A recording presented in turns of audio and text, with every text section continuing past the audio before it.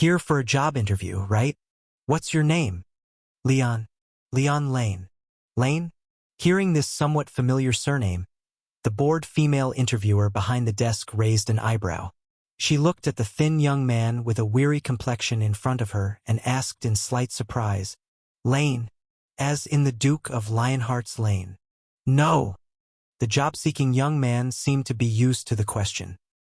He shook his head slightly and explained skillfully. Although the pronunciation is the same, the Lionheart surname is derived from the Golden Lion Lane on their family crest. My surname comes from Lane County's Lane, where my ancestors were supposedly commoners from. Oh, I thought so. The red-haired woman nodded knowingly, amused by her own sensitivity. Asterisk that annoying family, so proud of their pure golden hair, hadn't had many members with different hair colors. How could they have a descendant with black hair and black eyes who had fallen to the point of seeking a job here? Asterisk. She examined Leon's clothing, staring at his clean but frayed coat, and seemed to lose interest in him.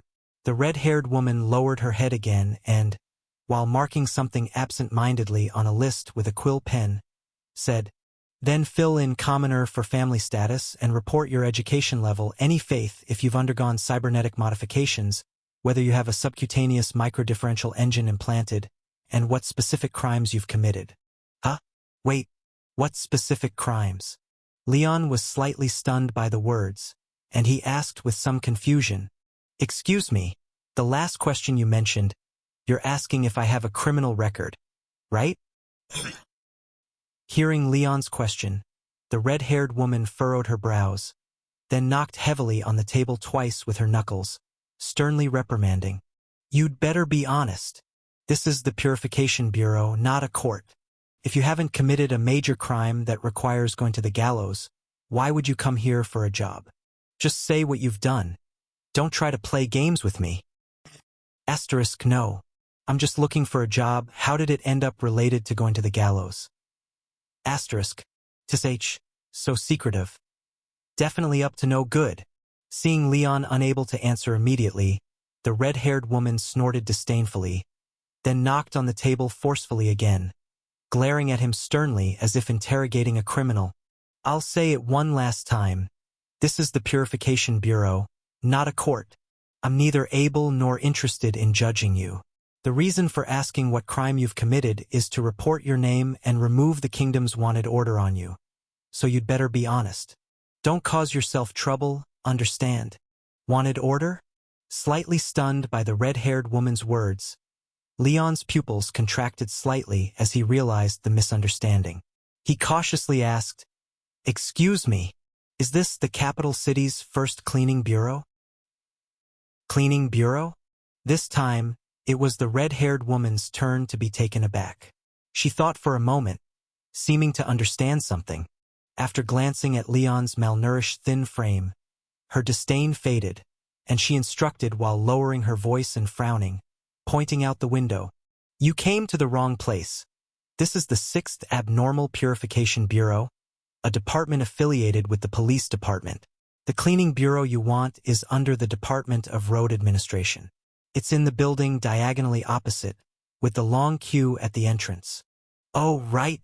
Realizing he had come to the wrong place, Leon breathed a sigh of relief. Asterisk damn, that scared me. I wondered why becoming a street cleaner required being wanted. Turns out this isn't the cleaning bureau I was looking for. Asterisk. Asterisk also, weren't they only hiring for 10 positions this time? Why is the queue so long at the cleaning bureau? Are that many people aiming for a street cleaning job? Asterisk. Sorry to have disturbed you.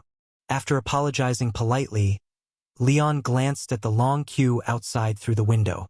Then, almost as if under a spell, he looked at the red-haired woman and asked softly, full of hope, if you need someone here as well, you're not suitable. Seeing the young man, seemingly only 16 or 17, with a suddenly dimmed expression, the red-haired woman hesitated before explaining. The Purification Bureau, although it has a decent income with salaries higher than most municipal employees, has an approximate death rate of about 0.8%. So unless you're out of options, it's better if you don't work here. 0.8%. Hearing the cold term death rate, Leon wasn't scared. Instead, he showed a hint of joy. Asterisk, are you kidding me? That's not even 1%. Asterisk.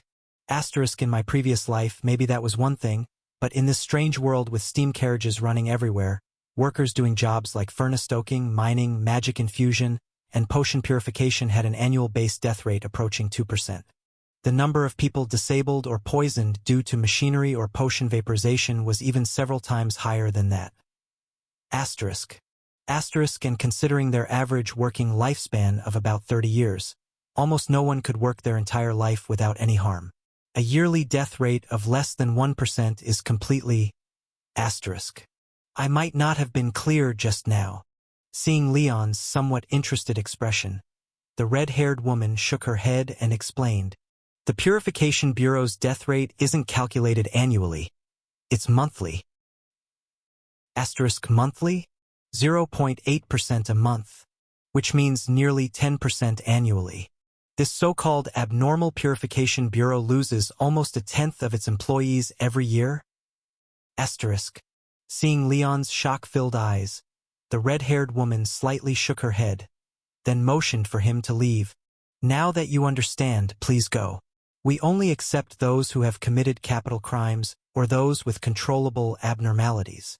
Ordinary people like you cannot handle the work at the Purification Bureau. It's not suitable for you." Then, "Sorry to have bothered you." With the red-haired woman's gentle but firm refusal, Leon felt a sharp pain in his head, followed by an ear-piercing buzz. Due to your 20th job search failure, you have successfully activated the Black Iron Level Badge, Unemployed Youth. Unemployed Youth. A young person temporarily unsuccessful in finding employment due to insufficient education, lack of experience, or a poor economy. Wearing effect. Your parents will trigger the special state vague expression and evade topics about you when talking with their peers. Advancement route. If you wear this badge for more than 2 months and still fail to find a job, under the condition of living with your parents, this badge will automatically advance to the Bronze Badge Parasitic Child. Hidden trait. No need to wear upon activating the Unemployed Youth Badge. If the total family assets are below 200 gold wheels, your chances of finding a romantic partner through matchmaking automatically decrease by 80%. Asterisk, to find a companion. If I can't find a job soon, I fear even acquiring a piece of bread will become difficult for me. Asterisk. Leaving the 6th Purification Bureau with a darkened face, Leon joined the long queue in front of the Purification Bureau. As he looked at the new badge shining on the virtual panel, the unemployed young man couldn't help but let out a sigh. Good news, not only was he still a man with vital assets, but he also had some attachments. Bad news, these attachments seemed temporarily useless and even occasionally brought about strange debuffs. Staring at the pitch-black Unemployed Youth Badge and the entry with a minus 80% chance of success in matchmaking, Leon slowly crept forward with the line in front of the Purification Bureau, shifting his gaze to the other 2 badges in the equipped state. On the virtual panel that had come with him to this world, there were 3 badge slots in total. In the slot in the middle, one badge shimmered in dull deep teal, exuding a warm and gentle sentiment. Trustworthy brother, bronze due to the early death of your parents, you shouldered the responsibility of taking care of your younger siblings at an early age. You are a responsible and reliable brother, thus highly respected and loved by your siblings. Equipped effect. When conversing with minors younger than you, the other party easily gains a sense of trust, and during emotional excitement, a special state, spilling the beans, may be triggered, where they confide in you about their troubles and secrets. Advancement route. None. Hidden traits. Not activated. Next to this Good Brother badge, there was another badge with brilliance fierce as fire, appearing even more dazzling than the sun itself. Its color was a fiery red. Materialist soul, abnormal fiery red, unable to upgrade as a staunch materialist. You firmly believe that substance is the basis of objective existence. Spirit and consciousness are products of matter. All incomprehensible things stem from one's inaccurate and shallow understanding of the world. Equipped effect. For things and knowledge you can comprehend, Through your analysis and contemplation, you can become familiar with and master them quickly, gaining an additional effect boost based on your level of understanding. For incomprehensible things and knowledge, by expanding your cognitive boundaries, you can instantly acquire some related information and reduce the influence of the adversary when encountered based on your level of understanding. Advancement route. Already reached the highest level. Unable to advance further. Hidden traits. Not activated.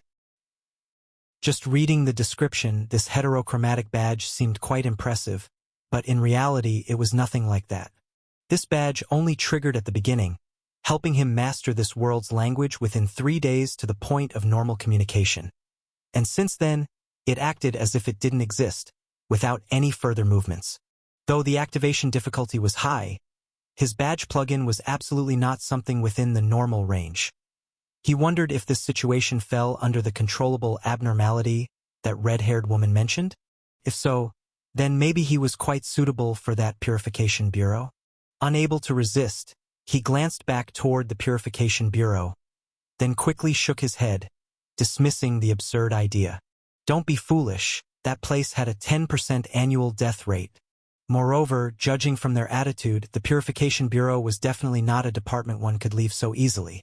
If things went wrong, you might have to work there your entire life just by joining. Being only 17, if he worked until 60, then he'd have to work over 40 years, with a death rate potentially reaching over 90%, almost a certain death. If he was alone, it might not matter. After all, this life was essentially a gift.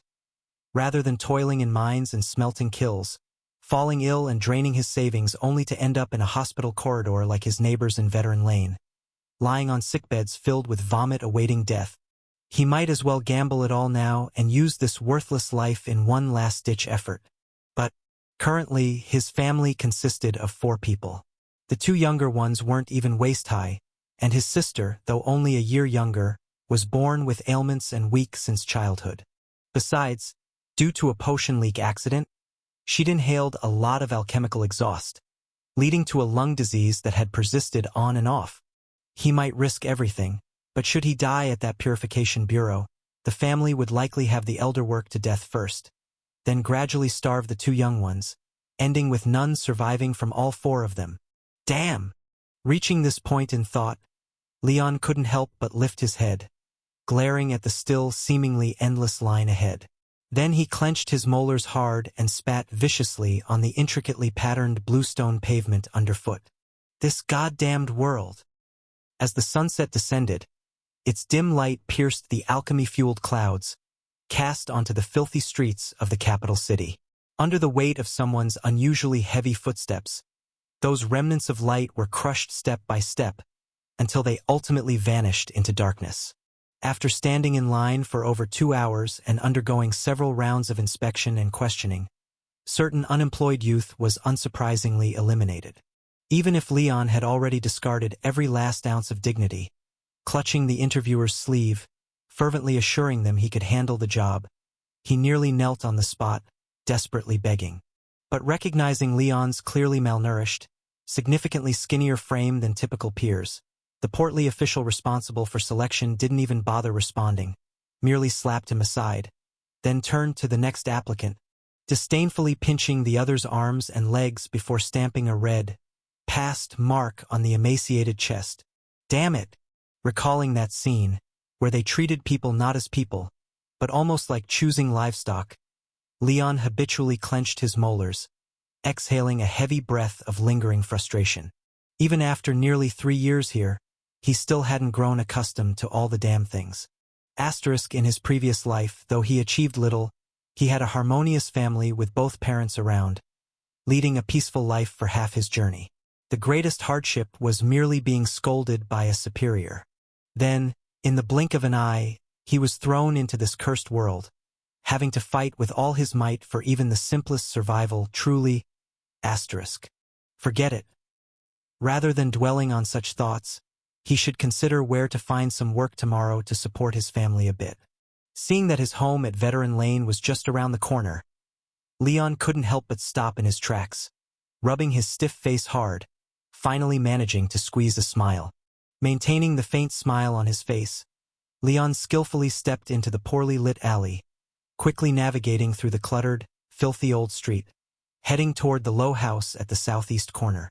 Just as he stopped at his gate, raising his hand to knock, the old iron door, covered in rusty spots and much older than him, suddenly opened, revealing a fairly pretty, delicate yet noticeably sickly pale face. "Bro!" After calling out to Leon, the slender and frail girl hadn't had time to inquire about his situation when seeing the frowning brother harshly admonish with a stern face, "Haven't I told you many times not to open the door at random?" "I wasn't opening it randomly."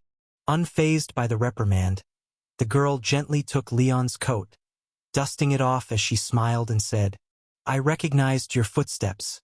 I only open the door early when I hear you coming back." "That still won't do." Hearing the thin girl's words, Leon couldn't help but feel a warm sensation in his angry heart, but he still maintained a stiff face, lecturing, "Although it's not as chaotic here as the outer city slums, there are still bad guys. What if you misheard?" "How could I possibly mishear?" Hearing Leon's words, the slender girl sighed inwardly.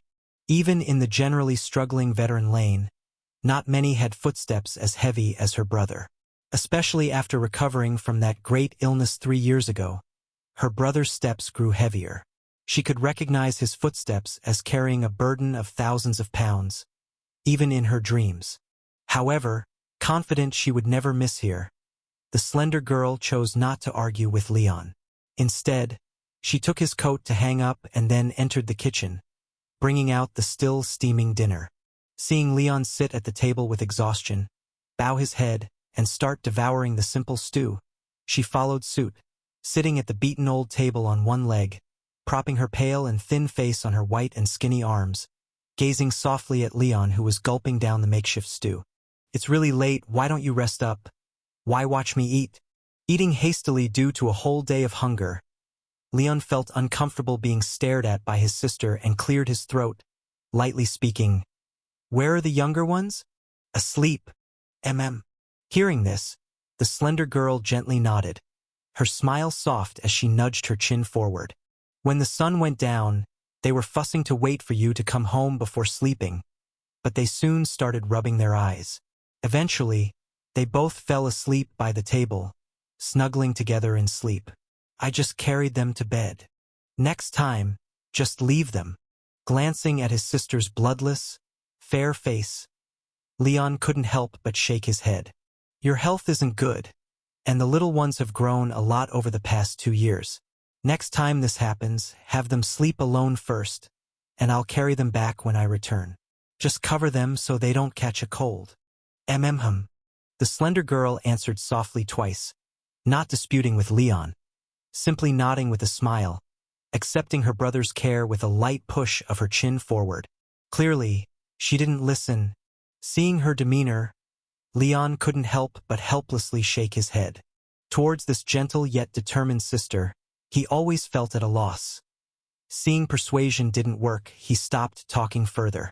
After finishing the dinner in silence, he hesitated slightly before saying, Today is already late." Cutting off Leon, the slender girl interrupted to say, "The Department of Road Administration is so far away you won't spend on a ticket, so you must have walked there. If you're going out tomorrow too, you should rest now."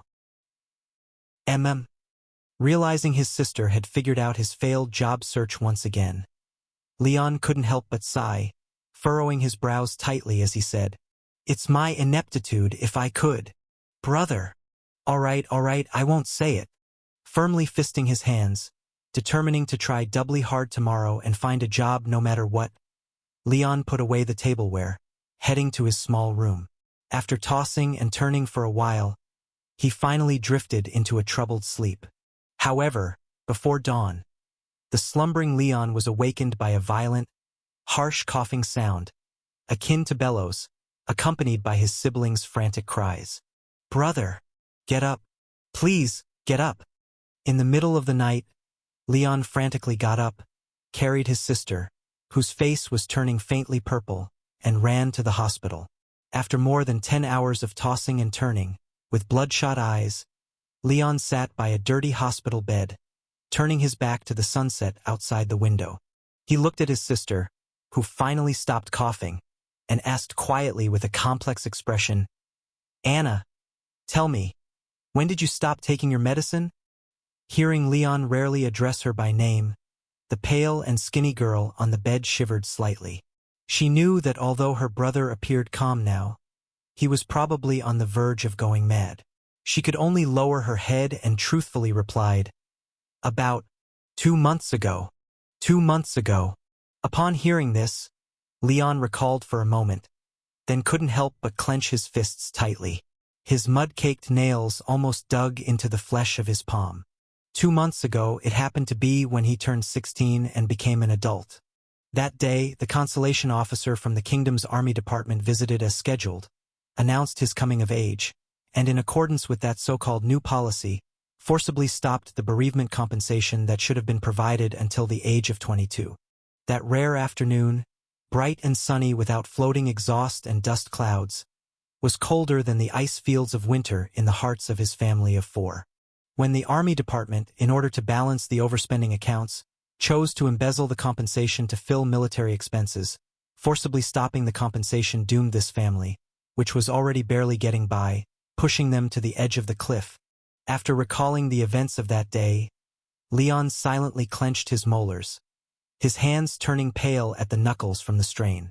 Yes, even though a quarter of the compensation was gone, the family's expenses hadn't decreased much in these 2 months, and the food had even barely remained the same. Damn it! Why am I only realizing this now? Brother. Seeing Leon next to her with his head lowered in silence, the girl on the bed, appearing even more emaciated, stayed silent for a while. Then, she slightly turned her head and spoke in a light voice that seemed like it could dissipate at any moment. "Maybe, just don't worry about me?" Upon hearing this, Leon's whole body shook violently. He then quickly looked up and yelled angrily, his eyes filled with bloodshot, "Don't you dare, brother!" Desperately trying to raise her voice, yet triggering a violent cough, the skinny girl hurriedly grasped Leon's tension-filled right hand. Struggling to stabilize her bellows-like breathing, she tried her best to speak calmly and softly. "I've carefully calculated these past 2 months. Even if I die and there's one less portion of compensation without having to buy my medicine, with the remaining 2 portions of the compensation and you taking on more day labor jobs, it would be enough to barely get the other 2 to adulthood.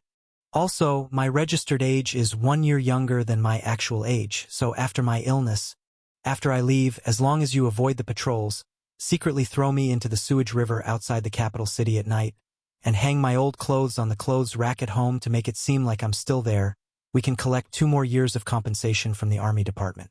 Brother, listen to me. I've already pleaded with the people in Veteran Lane in advance. They are all willing to help us cover up, as long as they cooperate with you to deceive the consolation officer from the Army. Brother, where are you going? To kill. I'm gonna kill. After hearing Anna's suggestion, Leon, trembling all over, was terrified to find that for a moment. He instinctively thought her plan was feasible. After being in this world for 3 years, he actually started to get used to all this. It was as if there was another numb, cold version of himself chasing from behind, trying to swallow his barely vibrant self completely, causing Leon to unconsciously start running, hot blood almost instantly filling his brain.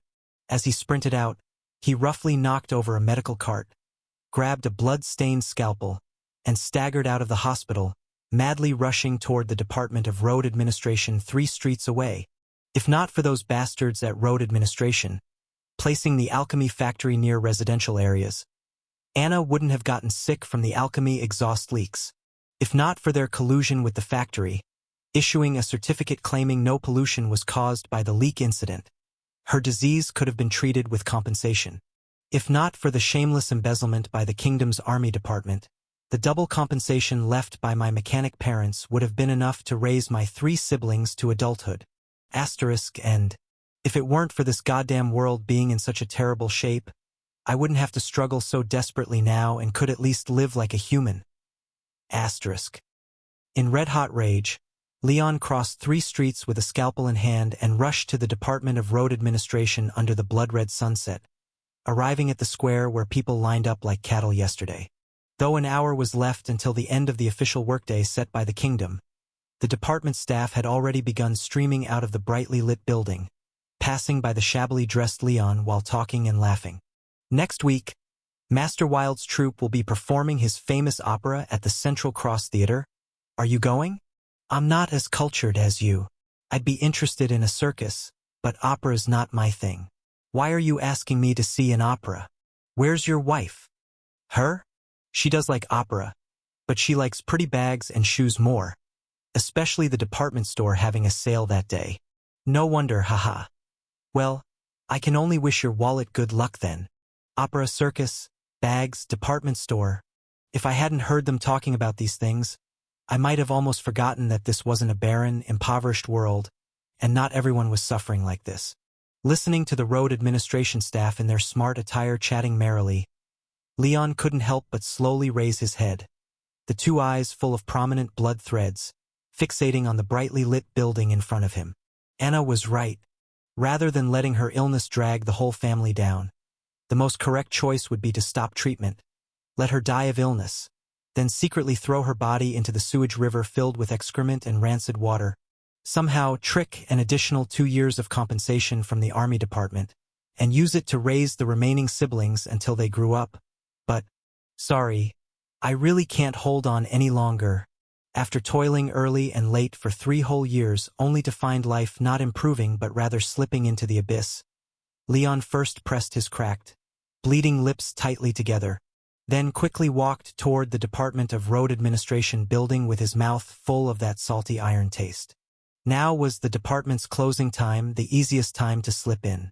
Next, he had to head to the second floor first, find that bastard who approved the construction of the alchemy potion factory back then, and split open his fat-laden belly with a knife.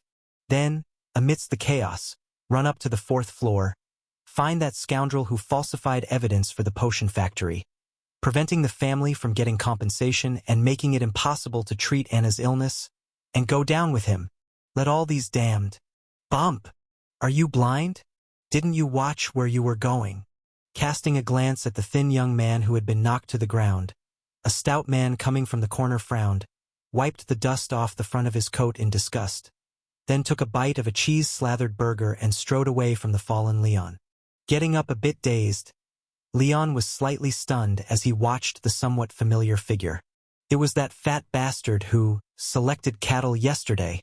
Staring at the back of that boorish man, seeing that greasy and repulsive face devouring a double-deck burger, Leon felt his brain buzz with confusion. As if manipulated by some inexplicable thing, the almost exploding anger in his mind found the most suitable outlet, dyeing his bloodshot eyes crimson, urging him to grasp the cold, hard scalpel again and staggeringly chase after him. Asterisk, if he had let me through yesterday, maybe I wouldn't be so desperate now. If he had let me through yesterday, maybe Anna's life could have been saved. If he had let me through yesterday... Asterisk. Daddy! Just as Leon caught up to the man and was about to do something, a crisp child's voice suddenly rang in his ear. Accompanied by that bell-like call, the once arrogant and cold face suddenly warmed. The fatigue instantly swept from the plump man's face. I saw him first suck in his ballooning belly with some effort, then squat down awkwardly, smiling as he opened his arms toward the little girl running towards him. Watching the little girl laughing as she ran past him, like a swallow into the man's arms, Leon couldn't help but gradually slow his pace. He then turned around somewhat confusedly and found not far behind him, a slightly plump, middle-aged woman was gazing over here with a gentle smile.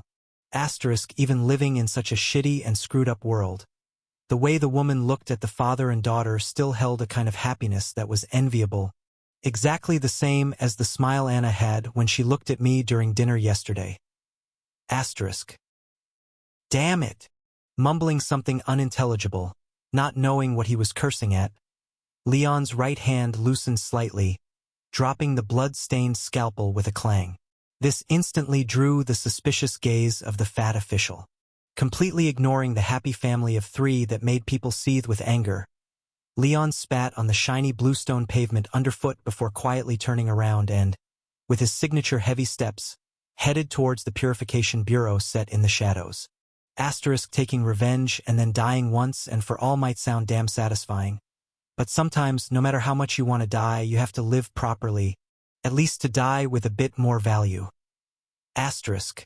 Standing in front of the heavy black door of the Purification Bureau, Leon remained silent for a while before raising his hand to grasp the shiny brass handle, pushing it with effort. Asterisk. I remember the red-haired interviewer mentioning yesterday that the Purification Bureau is considered an auxiliary department of the police department. If I'm killed in the line of duty, I should be able to leave behind a large sum in compensation. Asterisk.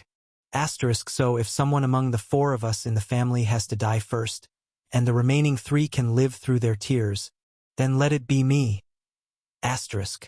Asterisk. With a mindset of trying to survive as long as possible, or at least secure a pension for his family if he doesn't, Leon walked into the Virgin Sanitation Bureau, which looked like a haunted house. Asterisk. He followed the crumpled directory signs along the hallway and once again found the large office at the end, knocking hard on the familiar door.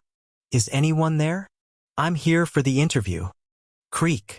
Accompanied by the awkward sound of metal hinges turning, the pitch-black door was pushed open from the inside. However, the one who came out was not the red-haired female interviewer, but a standing black goat on its 2 hind legs? Whatcha staring at? Never seen a demon? Apparently offended by Leon's shocked gaze, the black goat, holding a cigarette in its mouth, expertly puffed out a smoke ring and angrily glared at Leon, saying, I can't believe this. Have your balls been smashed? We've amplified the evil in your heart 7 times over, and you still managed not to stab that fatso with a knife. Demon? Standing goat? You amplified my evil thoughts? So I wasn't out of control just now? A series of question marks, big and small, flooded into Leon's mind. However, before he could ask further, a giant empty wine bottle soared from inside the office, spinning around before smashing the back of the black goat's head with a bang. After this critical hit, the arrogant black goat didn't even hum. Its eyes rolled back, and its short-haired body collapsed into Leon's arms. Sizzle. Encountered an incomprehensible special entity. Heterochromatic badge, materialist soul, crimson. Activated. Your cognitive boundaries have been expanded, and you've acquired partial information about this entity. Along with the familiar, ear-piercing buzzing, the crimson strange badge briefly flashed, and a bunch of odd text suddenly appeared in the void above the black goat's head. Name: Demon Hoof. Corruption. Scholarship. Whisper. Appearance: 2 jet-black horns with spiral patterns. After using a Welsh County mountain goat as a sacrificial offering and performing the corrosion ritual correctly, the offering turns into a black goat that enjoys smoking, habitually stands on 2 legs, and claims to be a demon. Ability: Evil thought amplification, extensive knowledge, occult knowledge. Cost: a pack of Goth brand cigarettes or a sinful soul. File: captured and reported by 6th Branch Supervisor Olivia during the Aslan campaign, later self-applied for use. Please note, after application, this anomalous object didn't cause any fatalities, but has numerous indirect injury records. Over 5 years, it has caused more than 40 Department of Road Administration employees to be injured and resign. Evaluation: has the terrifying ability to easily provoke a war, yet the entity itself is extremely frail, no different from an ordinary goat, and is terribly afraid of human males born in Welsh County. Contamination value: 0.1. In less than 0.01 seconds, after bizarrely memorizing all the content, Leon, holding the black goat, blinked at the virtual panel where the crimson badge dimmed back down. Evil thought amplification? Contamination value? Before Leon could digest this strange information, the red-haired female interviewer from yesterday emerged, holding an equally massive wine bottle. Why are you here again? After a big gulp of ale and looking at Leon with bloodshot eyes, the red-haired female interviewer frowned, questioning with some hostility. Didn't I make it clear? Normal people like you are not suitable to join the Purification Bureau. You should just go. Please wait. Seeing that she was about to dismiss him, Leon, not wanting to let go of this last lifeline, hurriedly explained, I'm not normal. No, what I mean is, I actually have some abilities beyond a normal person. Maybe that's exactly what you need. Abilities beyond a normal person? Hearing Leon's words, the red-haired woman's eyebrows arched slightly, a trace of skepticism flashing in her eyes. She crossed her arms in front of her chest, non-committally saying, All right, let's hear it. Let's hear it. Since Leon planned to join and mix things up here for the pension, he had to first show his value. But how should he talk about badges? After a quick inventory of his situation, Leon's eyes shifted slightly, decisively hiding the existence of the badges, and instead explained, My observation skills are special. I can identify some peculiar things, and if there's direct contact, I can instantly obtain some related intelligence. How is that possible? Upon hearing this, the red-haired woman shook her head inwardly. Although many people were indeed born with anomalies, such a forced information acquisition ability almost certainly belonged to the most troublesome conceptual anomalies, only working when one's hierarchy was stably higher than the target. So if he could truly achieve that, then his base hierarchy must be astonishingly high, at least comparable to an evil god from another plane. But would such an entity be applying for a job with us at the Purification Bureau? Despite doubting Leon's words, the red-haired woman didn't directly refute him. Instead, she pointed her chin toward the unconscious black goat, calmly saying, Well, it's a peculiar thing, and you've made contact with it. Start telling me now, and let's see precisely what's special about you. Phew. Hearing the test given by the red-haired woman, Leon secretly breathed a sigh of relief. What he feared most was being turned away without a chance. Now that he had the opportunity to showcase his ability, as long as the badge didn't malfunction, he should secure the job. After all, regardless of the organization, intelligence should always be valuable. Moreover, if this Purification Bureau placed a significant emphasis on intelligence ability, then even if he wasn't heavily relied upon, he shouldn't be used as cannon fodder either. He might even receive special treatment, surviving several rounds in the terrifying death rate statistics tabulated monthly. Although when entering here, he had already prepared to trade his life for the pension. Who wouldn't want to live if they could? Hoping to extend his life by a few more years, Leon composed himself, selectively answering, The essence of this goat is actually that pair of horns on its head. Its ability is to amplify people's evil thoughts, and it also possesses a wealth of occult knowledge. Also, it likes goth brand cigarettes and sinful souls, now belonging to someone named Olivia. Over the past few years, it has caused many Department of Road Administration officials to get injured and resign. It fears male humans from Welsh County. As Leon relayed, piece by piece, the intelligence obtained from the badge, the red-haired woman's initially indifferent expression gradually grew serious, finally squinting as she repeatedly scrutinized this lean young man before her. Evil thought amplification and liking goth cigarettes. These pieces of information could be easily obtained. The goat causing injuries to Department of Road Administration employees could also be discovered by reading more newspapers. But the fact that the goat's essence was its horns and its owner's name were entirely out of reach for ordinary people. Plus, the notion that the goat feared men from Welsh County was something even she hadn't known. So, if what this guy said was true, his innate abnormality had a frighteningly high hierarchy. Even if it didn't reach the level of an interdimensional evil god, it certainly had to be higher than this great demon goat. With this in mind, the red-haired woman raised her head and downed the rest of her ale. Then she hefted the weighty empty wine bottle and banged it heavily on the black goat's head. Ugh! What the? Damn! Ollie! You nasty woman! You hit me with the bottle again! Under the red-haired woman's glare, the black goat, its half-spoken name cut short and swallowed back, clapped a hoof over its head, grumbling irritably. I used to be a great demon. Could you at least show me a bit of respect? Haha. With the kind of stuff you've done, you don't deserve my respect.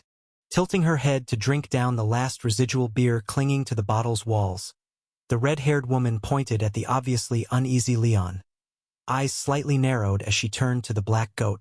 This young guy from Welsh County just gave me a bottle of good wine worth 2 silver wheels.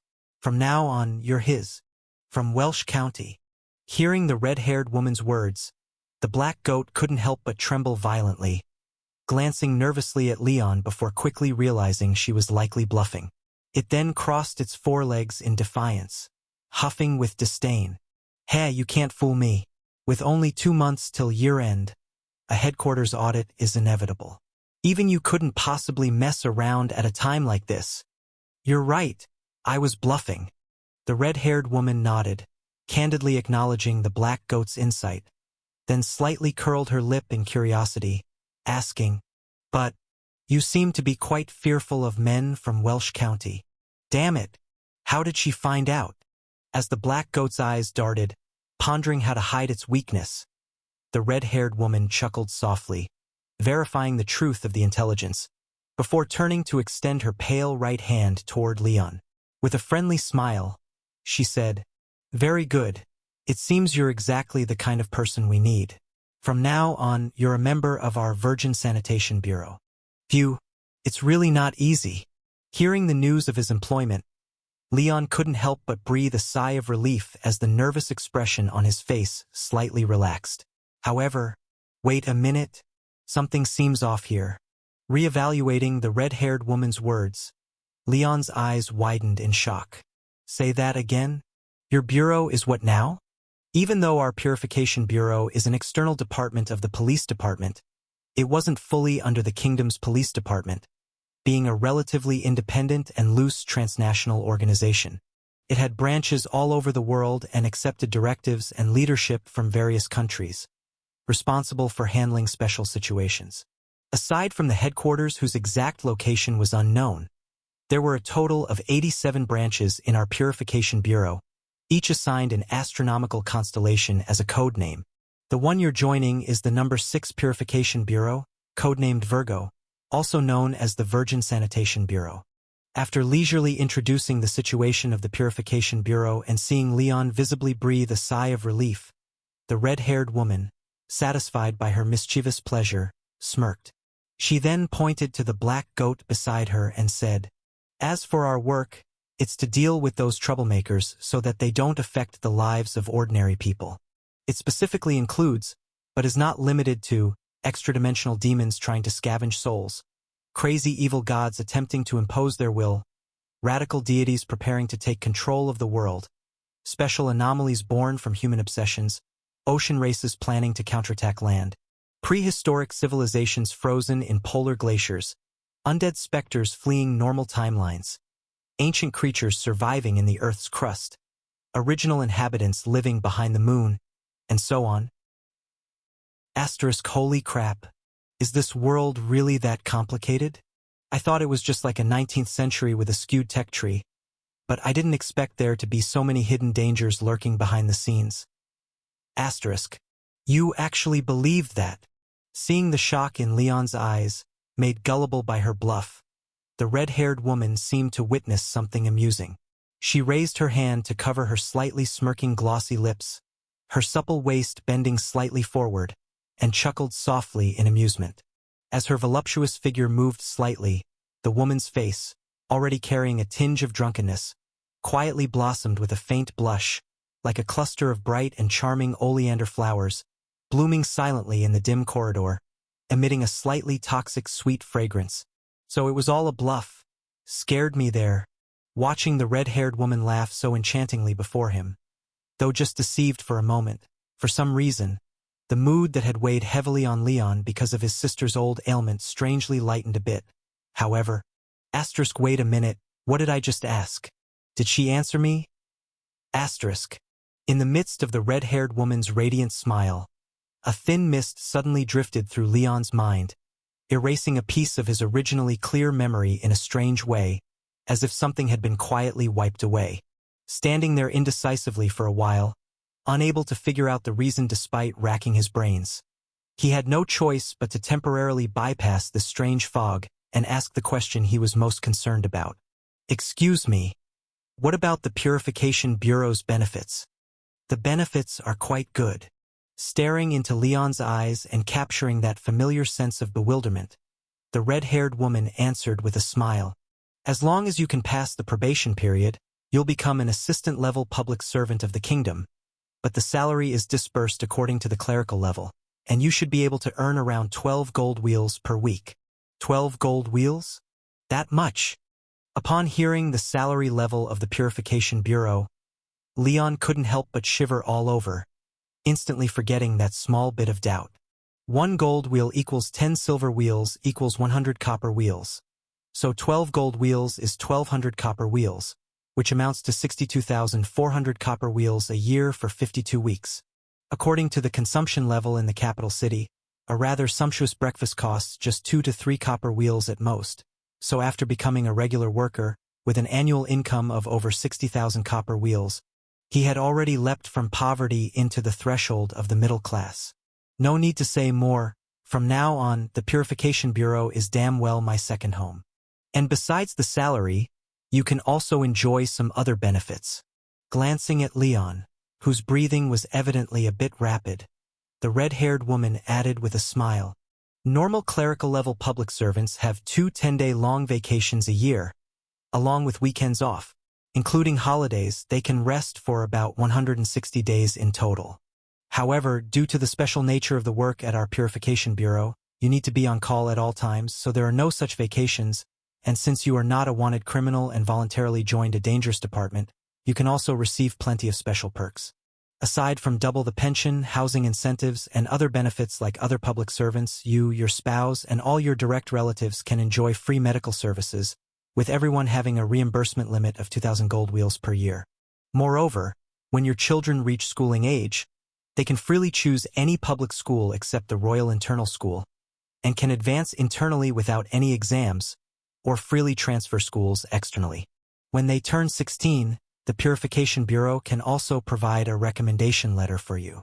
Apart from the top 3 universities that will still require certain qualifications, they should be able to enroll without exams. Even if you prematurely sacrifice yourself, it will still be effective. Sacrifice? I might as well damn well sacrifice now. No, that's not what I mean. What I'm trying to say is, from now on, whether I live or die, I am damn well a person of the Purification Bureau. Even after being cremated, I am the Purification Bureau's ashes. Even if someone casually scatters me, I'm still the dust storm of our Purification Bureau. After secretly taking 2 deep breaths, Leon, whose sense of belonging to the Purification Bureau overflowed, raised his head, clenched his fist tightly, and, trying to keep his expression as calm as possible, inquired, "So, when can I start working?" "Now." Returning to her large desk, rummaging in a drawer twice, the red-haired woman tossed over a palm-sized booklet, saying with a smile, "Take this, it's your ID.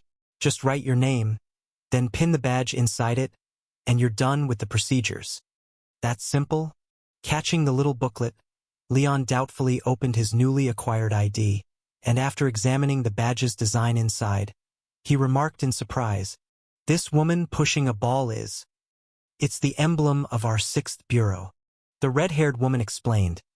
The Purification Bureau's emblem is a sacred scarab pushing a dung ball, symbolizing how the Purification Bureau, like the sacred scarab, will clean up pollutants and draw nourishment and strength from them. However, due to the need to identify members from different branches, each branch's badge is different. For instance, our 6th Purification Bureau, which is codenamed Virgo, changed it to a woman pushing a dung ball. A woman pushing a dung ball. Dung beetle lady? Which genius came up with this idea? Holding the bizarre badge, more bizarre than creative, which seemed to be designed to crush the spirit of its wearer, Leon's facial muscles couldn't help but twitch slightly, feeling like he had 1,000 rants stuck in his chest. But looking at the generous benefits of the Purification Bureau, he forcefully swallowed his gripes and silently pinned the dung beetle lady badge on himself. Accepting the feather pen handed over by the red-haired woman, he wrote his name on the inner page of the booklet. ZZZT. You have successfully obtained a job and activated the black iron level badge, Probationary Worker. Probationary Worker. A job seeker employed by a company or organization due to meeting the basic requirements of the position but still in an observation period. It is the lowest level member within an enterprise or national function department, sometimes colloquially referred to as temporary worker, due to not yet being officially employed by the company. Badge effect: your work efficiency during performing designated duties will receive a minor boost. Advancement route: if you wear this badge continuously for more than 2 months and are not dismissed, the badge will automatically advance to the bronze badge worker, and you cannot remove it before advancement is completed. Hidden traits: unwearable when this badge has not advanced to bronze level, and a serious problem arises in the department you belong to, your likelihood of bearing responsibility and getting dismissed will increase significantly. Note that this badge's traits conflict with the already acquired badge, unemployed youth, thus cannot be worn simultaneously, and the unemployed youth badge has been automatically removed. This hidden trait: scapegoat. Staring at the glaring word termination, Leon, who had just crawled out from hell, shivered involuntarily. Instinctively, he wanted to remove the badge, but it yielded a temporarily unable to remove response. Helpless, he had to give up and instead silently prayed in his heart. Heaven help me, during these 2 months before this badge upgrades to bronze, may nothing major happen at the Purification Bureau. My whole family is counting on this job to turn our lives around, not to mention my sister Anna's illness. Oh right, Anna. Thinking of his sister still waiting for treatment on the hospital bed, Leon, who had just completed his induction, hurriedly asked for leave. He then rushed out of the Purification Bureau to use the benefits he had just received to get Anna better treatment. After he hurriedly left, the black goat, who had been silently observing, clicked its tongue twice, looked at the red-haired woman with schadenfreude, and said, "Heh, you don't even want him to know the job content of the Purification Bureau, so you're not planning to involve him in any missions, are you? What is it then? Do you think this kid is at his wit's end and decided to lend a helping hand out of kindness?" No. Somehow pulling out another bottle of liquor and chugging a large gulp, the red-haired woman concealed the smile on her face, her expression indifferent as she spoke. The more truth we humans come in contact with, the deeper we are corroded by the dark side, and the smell on us more easily attracts new anomalies. Leon's talent was quite good, but now the Bureau was short-handed, and there was no way to assign someone to protect him continuously. I shielded part of his memory temporarily to prevent him from attracting anomalies. As for the specific job content, it won't be too late to tell him when we find an anomalous object suitable for him. Asterisko, give me a break. That kid has 0 talent. Asterisk. Completely disbelieving the red-haired woman's explanation, the black goat snorted disdainfully and said, "Come off it. Although he withstood our whisper of degeneration, it doesn't mean he has a strong willpower. The kid is merely rational in his personality and has a moral compass slightly better than average. If it were up to me, he's the kind of guy who's had his instinct for fighting almost completely dulled away and has become accustomed to compliance like a sheep. He's less than even those death row inmates who serve as cannon fodder, most likely incapable of enduring the first mission. He'll endure." Without revealing to the black goat about the anomaly Leon possessed, after another large swig of beer, the red-haired woman spoke calmly. "He can go through the first few tasks with me, and Emma's job is about to wrap up. She'll probably return tonight. After that, if I have the opportunity, I'll guide him myself. If I'm unavailable, Emma will substitute for me to help him until he can handle things alone. Asterisk, goodness, you're really looking after him.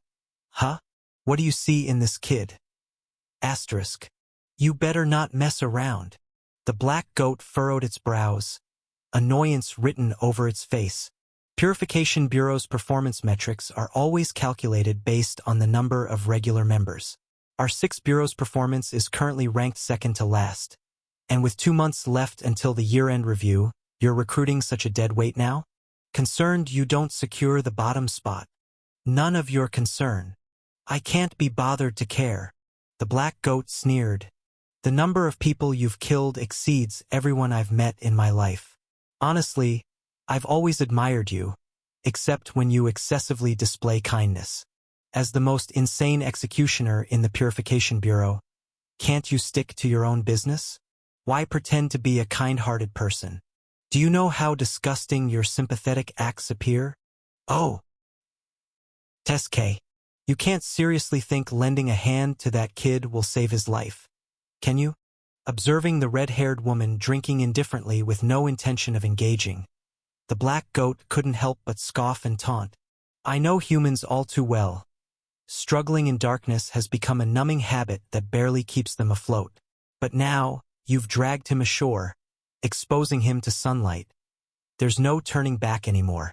When the year-end review won't go through, leading to his ousting and experiencing firsthand the plunge from heaven to hell, the kid might just go insane. He might even resent you similarly to how a certain someone did, wondering why you bothered dragging him up. What was it that certain someone said back then? Boldly stepping into the dimly lit office, sitting comfortably into a plush padded sofa, with his legs crossed, the black goat mocked in a theatrical manner in front of the silent red-haired woman. I am resentful, Olivia. I hate you. I could have continued to endure the darkness. Why drag me into the sunlight, showing me how a person ought to live? Squeak! As soon as the black goat finished speaking, a screech pierced as if a blade was scraping against bone. Like being cut by countless thin, sharp blades in an instant, the raised-hooved black goat shattered into pieces, with parts scattering all over the place. Yet strangely enough, even though the black goat had turned into a mass of sheep offal, no bloody odor emerged in the office.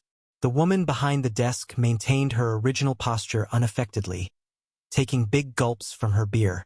However, her striking red hair suddenly dulled in color, and at the slightly curled tips, neglected due to a lack of care, an odd, deep crimson began to seep.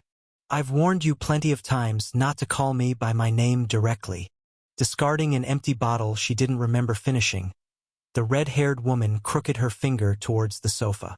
A sheep's head with its mouth sewn shut with red thread floated over, sitting squarely on her desk. Exchanging a glance with the wide-eyed and furious black goat on the desk, the woman named Olivia shook her head. I allowed you free rein in the bureau on account of your decent work last time, but now it seems this form suits you better.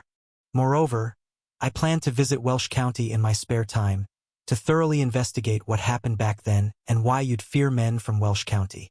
Until I return, stay like this. Once I understand what you are afraid of, I shall ensure you pay dearly for a foul mouth. Ugh? Unaware of what transpired after his departure, Leon hurried back to the hospital, urgently knocking on the respiratory department's office door, handing over his not-yet-warm new credentials before the head department chief clocked off. The 6th Purification Bureau? Does the police department have such a division? What exactly is the position of Level 3 incident handler?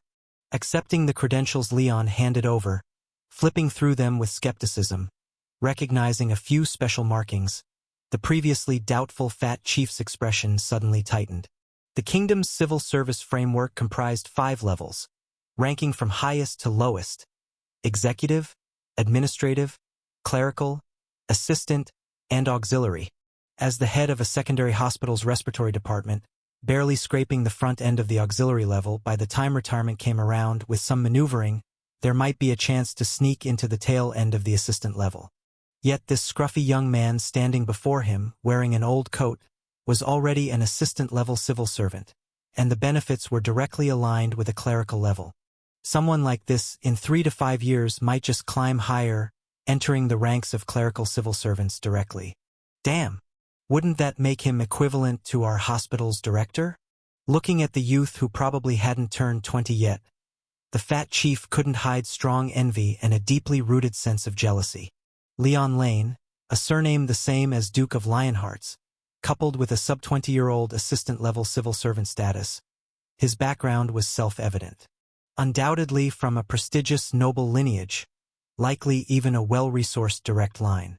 Having struggled at the hospital tirelessly for over 20 years, the greatest aspiration before retirement was merely reaching an assistant-level position. Yet this young man had already reached that threshold at his teen years, sitting at the end of a lifetime's dream, with room to spare half a seat. Is there any justice in that? Cursing under his breath at the connection, giving him an internal label of someone not to cross, The fat chief's face bloomed into layers of flesh folds, smiling as he approached Leon, rubbing his hands. Mr. Leon, is there anything bothering you? Not me, it's my sister.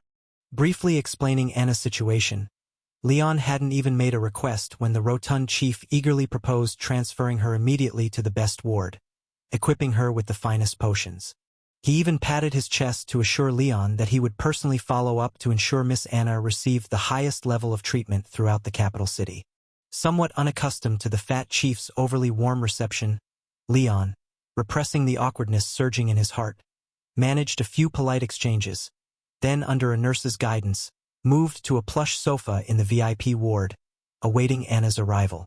Alone in the quiet and tidy ward, gazing at the pristine new bed with its white linen, Leon sat upright on the sofa, involuntarily feeling a strange sense of nostalgia.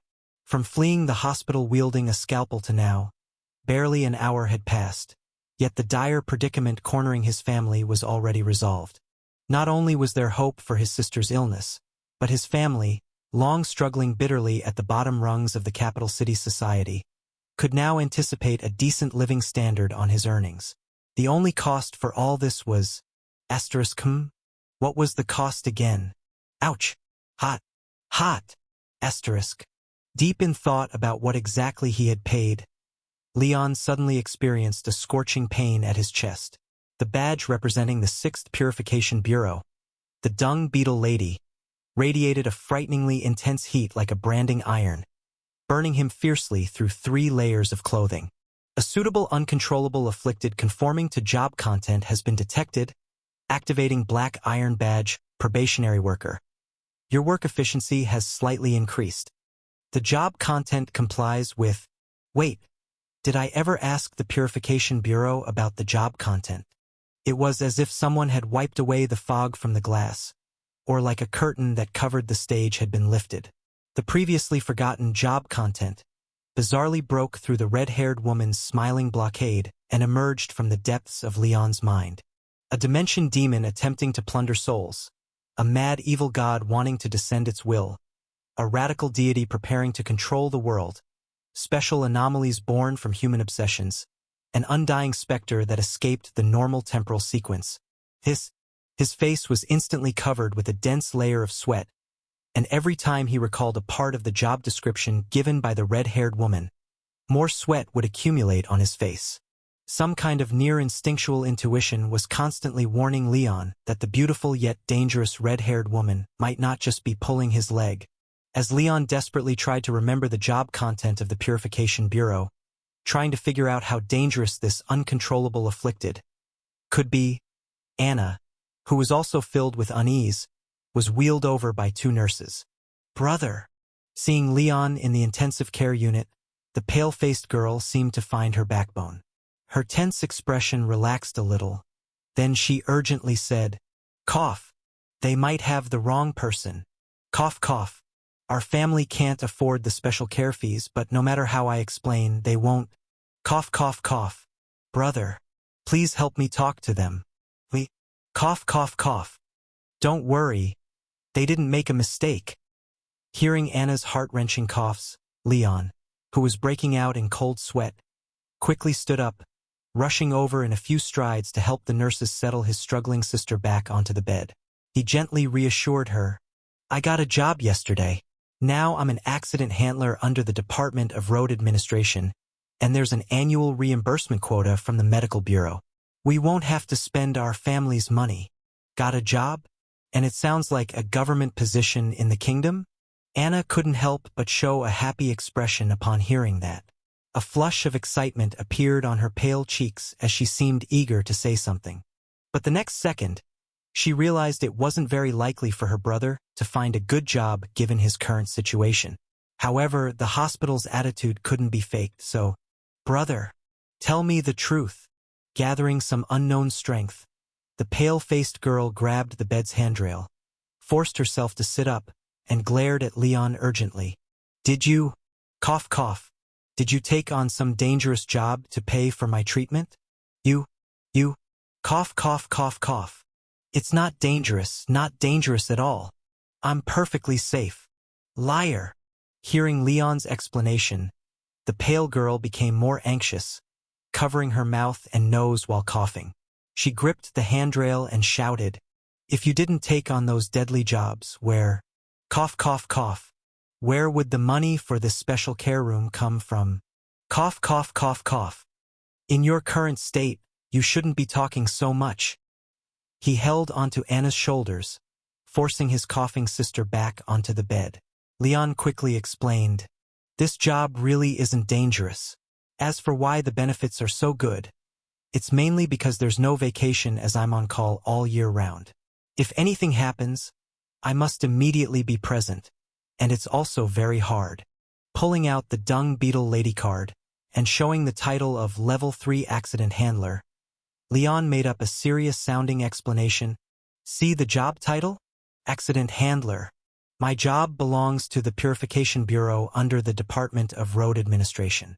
Usually, I'm mainly responsible for investigating and cleaning up crime scenes and accidents. For instance, if there's a serial dismemberment case or a large-scale traffic accident, I would clean up the bloody and messy scenes that ordinary people can't stomach seeing even for a glance. This job is tiring, dirty, and creepy, so few people are willing to do it. That's why the benefits are quite good. Does that put your mind at ease now? The Purification Bureau? Responsible for cleaning up grisly crime scenes?" After hearing the explanation given by her brother, the pale girl hesitated for a moment, then asked half-believingly, "Really? Really?" Not wanting to tell her that he had joined a mysterious department where he might kick the bucket any day, Leon raised his right hand with an earnest face and solemnly swore, "If I'm lying to you, then let me be single forever and never find." "Brother, you, cough, cough, don't say that." She pinched Leon's arm hard, forcing him to swallow the rest of his words. The slender girl, now filled with worry, finally calmed down. Dealing with bloody crime scenes wasn't a great job, but it was better than mining under a furnace or selling oneself as a test subject because, given their current circumstances, what could they really choose? Although it belonged to the relatively dangerous Department of Road Administration, this post was in the Purification Bureau, which sounded similar to the Cleaning Bureau in the Department of Road Administration. It should also be a logistical post. Apart from being dirty, tiring, and frightening, her brother was unlikely to encounter any danger. "But it's all my fault for dragging you down." Biting her bloodless lips, Anna held Leon's hand, lowering her head in guilt as she said, "Brother, when we get back to Veteran Lane, if anyone asks about your job, just say you work at the Department of Road Administration. Best not to mention the dismemberment or the specific job content to others." "Huh? Why?" "Because you still need to start a family." Grasping her brother's hand tenderly, the slender girl said with concern, "While cleaning up dismemberments isn't shameful work since you're earning an honest living, it's still somewhat. If word about your job content gets out, you might not find a good partner." Looking at the sister who, despite being seriously ill, was worried about his future marriage, Leon couldn't help but smile wryly. "Get real. To think of marriage in my current state? Given the Purification Bureau's job scope that could cost anyone their life, it's better to think about who could join me in the afterlife instead of who I might marry. Of course, I'm not stupid. I won't say a word." Considering his current situation, where he could be gone any time, Leon had long since given up the notion of settling down for fear of dragging someone else in. However, there was no need to share these thoughts with Anna. Seeing his sister visibly relieved after registering his words, Leon couldn't help but smile and promise, "As for my marriage, don't you worry about it. When it's time for me to settle down, I'll definitely bring you the best sister-in-law." After reassuring his sister with a few words, Leon, constantly pondering over the uncontrollable afflicted, took a deep breath and then turned to the nurse beside him, proactively asking, "Excuse me, where's that very plump doctor? He didn't come. The director originally wanted to come with us." Hearing Leon's inquiry, the young nurse, who had already been briefed by the chubby director, immediately apologized and explained, but just halfway through, the emergency alarm in the hospital went off, and a large number of critical patients were brought in. There should have been a major public emergency. According to the hospital's rules, whenever such an incident occurs, all attending physicians and above must be present. So the director had to go ahead. But don't worry, before the director left, he instructed that your sister would receive the best treatment. A major public emergency. Could it possibly be related to that uncontrollable afflicted? Remembering the Purification Bureau's job scope that could only be described as madness, Leon immediately tensed up. He instinctively wanted to take Anna and leave to prevent her from being caught up in any danger. But after glancing at the 4 line in Anna's arm and her extremely weak condition, Leon hesitated. He then pulled a nurse aside and quietly asked in the corridor, "How is my sister's condition now? Can I stop the 4 temporarily and take her home?" "Well, it's better not to," the nurse said with some difficulty. "The director knew you might inquire about your sister's condition, so he specifically talked to us about it earlier. Because your sister stopped taking her medication for 2 months on her own, 3/4 of her right lung have already been destroyed by alchemical waste gas. Her left lung is also severely damaged, and the situation has barely stabilized with continuous intravenous cellular supplements. If you stop the medication and take her home now, delaying the treatment could result in having to remove the entire right lung. Not only would her lifespan significantly shorten, but she would— Where are you going?" "I'm going home to get something." "You first go back and take care of her. And don't come out no matter what's happening outside." The second time Leon burst out of the hospital room that day, he didn't hesitate, bypassing the crowded reception area and climbing out of a window on the 2nd floor, sprinting in the direction of the Purification Bureau. Since leaving with Anna was not possible, his only choice was to hurry to the Purification Bureau and bring someone who could handle the uncontrollable afflicted back. Whether it was the mental strain creating an illusion of time slowing down, or reporting to the Purification Bureau counted as work that provided a bonus from the probationary worker badge, he couldn't tell. Despite having stayed up all night and feeling exhausted, Leon was running much faster than before, reaching the bureau in no time. However, as Leon endured the burning pain in his lungs, stumbling into the innermost office, he only found an empty room. Where was everyone? Why was there no one here? Gazing out the window at the darkening sky, the anxious Leon suddenly realized that it was long past office hours, and that mysterious red-haired woman must have left already. Trouble. Should I search the building first to see if anyone's on duty? Leon, having found nothing, bit his lip, and was about to leave the red-haired woman's office when a thud sounded behind him, as if something heavy had fallen onto the carpet. Surprised, Leon turned back to find that a goat head ornament had fallen off the desk. Eager to find help, he paid it little mind and was about to leave when he noticed the goat head strangely twisted by itself, turning to face him directly. In Leon's shocked gaze, the goat head with a stitched mouth rolled its eyes twice, then furiously glared at him. In the dim corridor, the elaborately and bizarrely decorated office, a goat head with its mouth sewn shut was glaring at you. "What are you staring at, you dumbass?" A voice full of fury echoed in Leon's ear, breaking the terrifying atmosphere. The black goat rolled several times across the carpet but couldn't straighten itself, so it glared at Leon with anger and spoke harshly. "Aren't you going to help me up? When I was a great demon, I'd have slapped an inattentive fool like you to death." Great demon. The black goat? It's only been a couple of hours. Why are you just ahead now? You. Hello. Recognizing this was the same black goat from before, and worried about the situation with his sister, Leon took a deep breath and directly asked, "I just encountered an uncontrollable afflicted at a hospital 3 streets away. Is there anyone on duty at the Purification Bureau right now?" "Of course not. If there were anyone else here, do you think you could just barge in? That bunch of madmen would have skinned you alive." The black goat was about to roll its eyes and continue ranting when Leon, skilled at hitting the right note, quickly added, "As long as you help me find someone, I'll buy you cigarettes. A pack of goth. No, 2 packs. 2 packs. SK. I'm so kind-hearted. can't bear to see suffering in the world. Helping you is not impossible. But there's just a problem. Sigh. In Leon's tense expression, the black goat first sighed, then regretfully shook its head. The deal's off. I'm a demon of credibility, and I won't take benefits without doing my part. But the bureau's empty right now, and I can't assist you even if I wanted to. No one left? Hearing this, Leon couldn't help but exclaim, how come such a big building doesn't even have one person on duty? Blame that red-haired woman. The black goat sulked.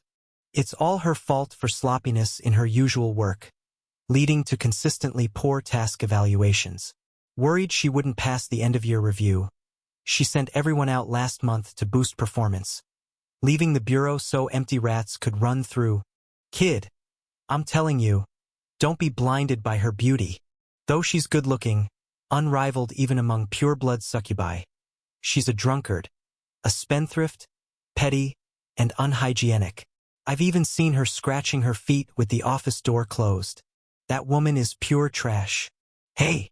Halfway through his profane rant, noticing something, the black goat strained to look east, then slightly curled its sewn mouth into a grin, chuckling at Leon. You're in luck, kid. Just started and already scored a job. Hurry! Pick me up and hold me. There's someone useful back, and I'll take you to get things settled. Remember, you promised 2 packs of cigarettes. Miss even a single stick, and I'll kill you. As long as you can solve this, forget 2 packs, 2 cartons are no problem. Upon hearing the promising turn of events, Leon was overjoyed, picking up the goat head and rushing out of the Purification Bureau. Following its guidance, he ran nearly 2 streets east and finally stopped a tall woman wrapped in bandages at a street corner. You are... The Bureau recruited someone new. Huh. After exchanging a glance with the goat head in Leon's arms, and seemingly receiving a lot of information directly from it, the tall bandaged woman smiled at Leon, extending her right hand warmly. I'm Emma. I've been with the Purification Bureau for 6 years, and I consider myself fairly knowledgeable about the Bureau's operations. If you need any assistance with work in the future, please feel free to ask. Ah, okay. Initially stopping this bandaged, strange woman, Leon thought she might be another peculiar character full of personality, like the black goat. But he didn't expect such a professional introduction. But she seems easy to talk to. Thinking of the situation at the hospital, Leon immediately set aside his awkwardness, shook the bandaged woman's hand briefly, and then spoke a bit hurriedly. The situation at the hospital. I will go, but not right now. The bandaged woman smiled gently, speaking slowly. According to the Bureau's 4-step tactical operation protocol, we should first carefully observe and determine the type and danger of the abnormality, as well as the uncontrollable afflicted's identity. Next, based on the victim's situation, initially speculate about the afflicted's ability effects and assess the potential impact. Then, find specific tools and special items, confirm our status, and formulate a comprehensive action plan. Finally, initiate the operation, aiming for minimal casualties and impact to control or eliminate the target, completing the cleanup task. Seeing Leon somewhat dumbfounded, the bandaged woman kindly reminded him, It's already past sunset now. We would risk impaired action capability due to poor visibility, and without the sun suppression, most anomalous objects become more active at night. It's not a good time to act. Moreover, I just completed a 2.5-month-long task, and my physical state and focus have both reached their limits. I need at least a week's recovery to ensure adequate concentration, not suitable for immediately taking on new, unknown danger tasks. Therefore, the best plan now is to return to the Bureau and hand off this task to the director after she returns to work tomorrow. So we should. Why are you doing this again? Jolted by the other's professionally cold attitude, Leon was momentarily speechless, while the goat head in his arms wriggled a bit, grumbling discontentedly. Your director's on a business trip to Welsh County and won't be back for 3 days. Are you really going to wait for her? We'll wait until she returns. Seeing Leon's expression suddenly change, Emma, the bandaged woman, smiled gently once more, her eyes slightly apologetic. Judging by your expression, you have relatives in that hospital, don't you? Apologies. I have reasons to stay alive no matter what, and won't act rashly, regardless of circumstances, if I can't ensure absolute safety. So, please wait for 3 days. Wait 3 days. Will that still be in time? Leon had not expected the bandage-wrapped woman, who seemed friendly, to refuse to help. Worried about the situation at the hospital, he gritted his teeth, lowered his head, and tried to plead again. If you're willing to help, I can. Sorry, this isn't about the cost. Interrupting Leon's words, the woman wrapped in bandages shook her head, regretfully saying, the reason I've been able to stay safely in the Purification Bureau for 6 years is because I never act without certainty. Although I sympathize with your situation, I have my reasons for not risking it lightly. I hope you understand my decision. Understand, of course I understand. After all, what else can I do if I don't drag you there by force? After hearing the other's unarguable refusal, Leon helplessly loosened his grip. While it sounded somewhat cold, she was actually right. She had no obligation to take risks for his matter, but what about Anna? At this moment, Leon could still choose to return to the hospital and take Anna out early before the uncontrollable afflicted caused a bigger commotion. But if what that nurse said was true, then stopping the medication and taking Anna away now would mean she would be bedridden for the rest of her life, probably unable to even do chores like laundry and cooking. Over the years, Anna had already suffered a lot because of the domestic burden caused by her lung disease. Given her outwardly gentle and obedient yet stubborn personality, if she realized she'd become a complete burden, she'd probably, "Kid, you better not renege on our deal." Just as Leon was weighing his options between the two choices, hesitating whether to take Anna out, the black goat in his arms twisted uncomfortably and reminded him worriedly, "We agreed before we'd help you find someone, and you'd buy us cigarettes. Now that we've found someone, even if she won't help, you still owe us the cigarettes. Not a single one less. Right, there's this one too." Seemingly glimpsing a lifeline drifting past his eyes, Leon's gaze suddenly brightened. He eagerly grabbed the goat's head and said urgently, "What about you? Can you solve this matter? If you can, as long as I'm still working at the Purification Bureau, I'll buy you a pack of goth every week." You're trying this on me again. Are you taking me for granted? Hearing Leon's proposal, a trace of annoyance appeared on the black goat's face. Kid, do you really think I helped you find someone because of the cigarettes? A great demon wouldn't bother over a cheap pack of cigarettes that sells for just 3 silver wheels from you. I'm telling you, if that red-haired woman didn't take a liking to you, forget about a lousy pack of cigarettes. Even if you knelt and begged me to claim your soul, I wouldn't bother, you hear? At least 3 packs. Deal. Damn. Asked for too little. Pouting with some annoyance, the black goat cursed itself for being spineless, then sighed as it pushed deeper into Leon's embrace. Sigh. What can I say, it's my weakness. Plus, with my sheep-headed look right now, I don't even qualify to rob. If I'm not careful, not only do I end up without cash, but I might also get stewed, leaving me without a penny to buy a pack of cigarettes. Damn it. Just thinking about it makes me uneasy. That red-haired woman isn't poor, but every week the second her salary arrives, she blows it all on booze, won't even spare half a copper wheel for me. Once I smoke enough and gather the strength to turn the tables, I'll trash every tavern in the capital city, including factories that make alcohol-scented cologne. You'll have nothing to drink, you wretched woman. While secretly plotting vengeance, the black goat gathered its remaining power, branding Leon's chest with a demonic mark, and willingly granted him the right to use its power. Meanwhile, a familiar noise echoed once more in Leon's ear. Zzzzzzz.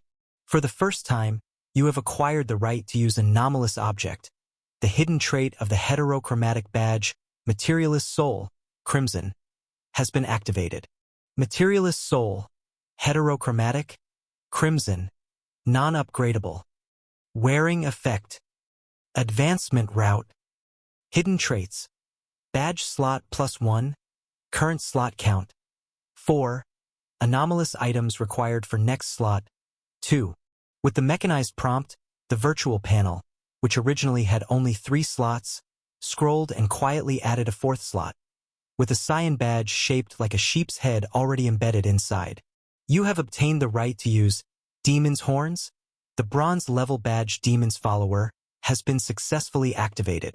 Demon's Follower, bronze after completing a filthy and despicable transaction, agreeing to perform an extreme evil sacrifice weekly thereafter. You have successfully received the favor of a high-ranking demon. Wearing effect increases your affinity with anomalous objects marked with corruption, slightly reducing the cost of use while significantly enhancing usability. Advancement route, completing 10 agreed-upon evil sacrifices in secret without being discovered by the Demon's Horn previous owner, Olivia, will advance this badge to the Silver Badge Friend of Demons. Current progress January 10th. Hidden traits, unneeded for wearing your soul, is faintly tainted with demonic aura, making it easier to attract the attention of certain evil entities. Your contamination value has increased. Current contamination value, 0.1. Hiss, you kid, actually suit my taste. Lying in Leon's somewhat uncomfortable embrace, feeling the like a fish in water harmonious sensation, the black goat raised its head in surprise, commenting, "The way you controlled yourself in that situation, not stabbing that fat guy from the Department of Road Administration, I thought you had a strong sense of morals and wouldn't get along with you. But seeing our compatibility, you're clearly not a good person. Although not overly heinous, you surely have some dirty tricks up your sleeve. Haven't you? You must have done quite a bit of deceiving and scamming, right? Asterisk, the high compatibility with you is due to the badge's effect. I've led a law-abiding life over 2 lifetimes. Okay. Asterisk, although his usually strong sense of morality was unfoundedly questioned, Leon's mind remained clear. Naturally, he would not confess to a demon about his cheat. Holding the rambling goat's head, Leon was overjoyed to discover that he seemed to have temporarily acquired the ability to glimpse souls. Centered on the goat's head he held, a radius of about 2 kilometers suddenly lit up with thousands of flickering, weak flames. Hatred, betrayal, deception, jealousy, rage, innumerable cold and dark thoughts flared painfully within souls like ghostly blue phosphorescence drifting in a cemetery by night, emerging before Leon's eyes. Asterisk, as long as he focused his mind, he could penetrate through layers of concrete and stone, directly perceiving the seething malice contained within those flames. Asterisk, Leon even felt an unusual premonition, as if he only needed to reach out and pluck, and these cold venomous fires would swell instantly, burning away all rationality of their hosts and staining their souls, which were merely tinged dark gray, with a blackness 10 shades darker than charcoal. Was this the power of the anomalous object? Through the connection with the black goat, after borrowing its eye to observe this world, Leon vaguely understood why it could lock onto the bandage woman's position from 2 blocks away. In his soul vision, which had a radius of about 2 kilometers, everyone's soul had distinctly different colors. These weren't colors in the physical sense like red, orange, yellow, green, but rather a wondrous hue beyond the naked eye and spectrum, one that only the soul could perceive. Those joyful and positive souls appeared pure and intense in hue, whereas the dark and obsessive flames seemed murky and somber. Yet the tall woman covered in bandages before him, while astonishingly bright, also possessed an immensely profound darkness. Light and dark were distinctly divided, yet they constantly clawed at each other in madness, making her easy to discern among the multitude of gray souls with just one glance. Enthusiasm, warmth, friendliness, love, the kindness she had just shown him wasn't a facade, but her indifferent, ruthless, hateful, and mad dark side was equally real. Leon found it really hard to imagine how these nearly completely opposing emotions could forcefully fit into the soul of the same person without eroding each other. "Ha ha! Kid, Are you scared by my power? Seeing Leon stunned for a while without speaking, thinking that he was overwhelmed after obtaining the soul vision for the first time, the black goat arrogantly said, "Although I was killed once, I was once a ranked great demon, who could stir the evil desires in the hearts of millions of lives with just one glance. Even if now I'm just left with 2 horns, that's still not something ordinary playthings can compare with. Aha!" Nodding in agreement, Leon half sincerely and half flatteringly exclaimed, "Even if we don't count that ability to amplify evil desires, just being able to see the souls within a 2-kilometer range is already impressive. With your ability, I'm sure I can find that out-of-control infector." Absolutely. Upon hearing Leon's flattery, the black goat proudly lifted its head. Even though it didn't have much direct combat power, couldn't even defeat a rural farmer with a pitchfork, and almost got pinned down by him, its ability was undoubtedly practical, especially considering the full 2 kilometers of... Wait, your soul vision radius is 2 kilometers.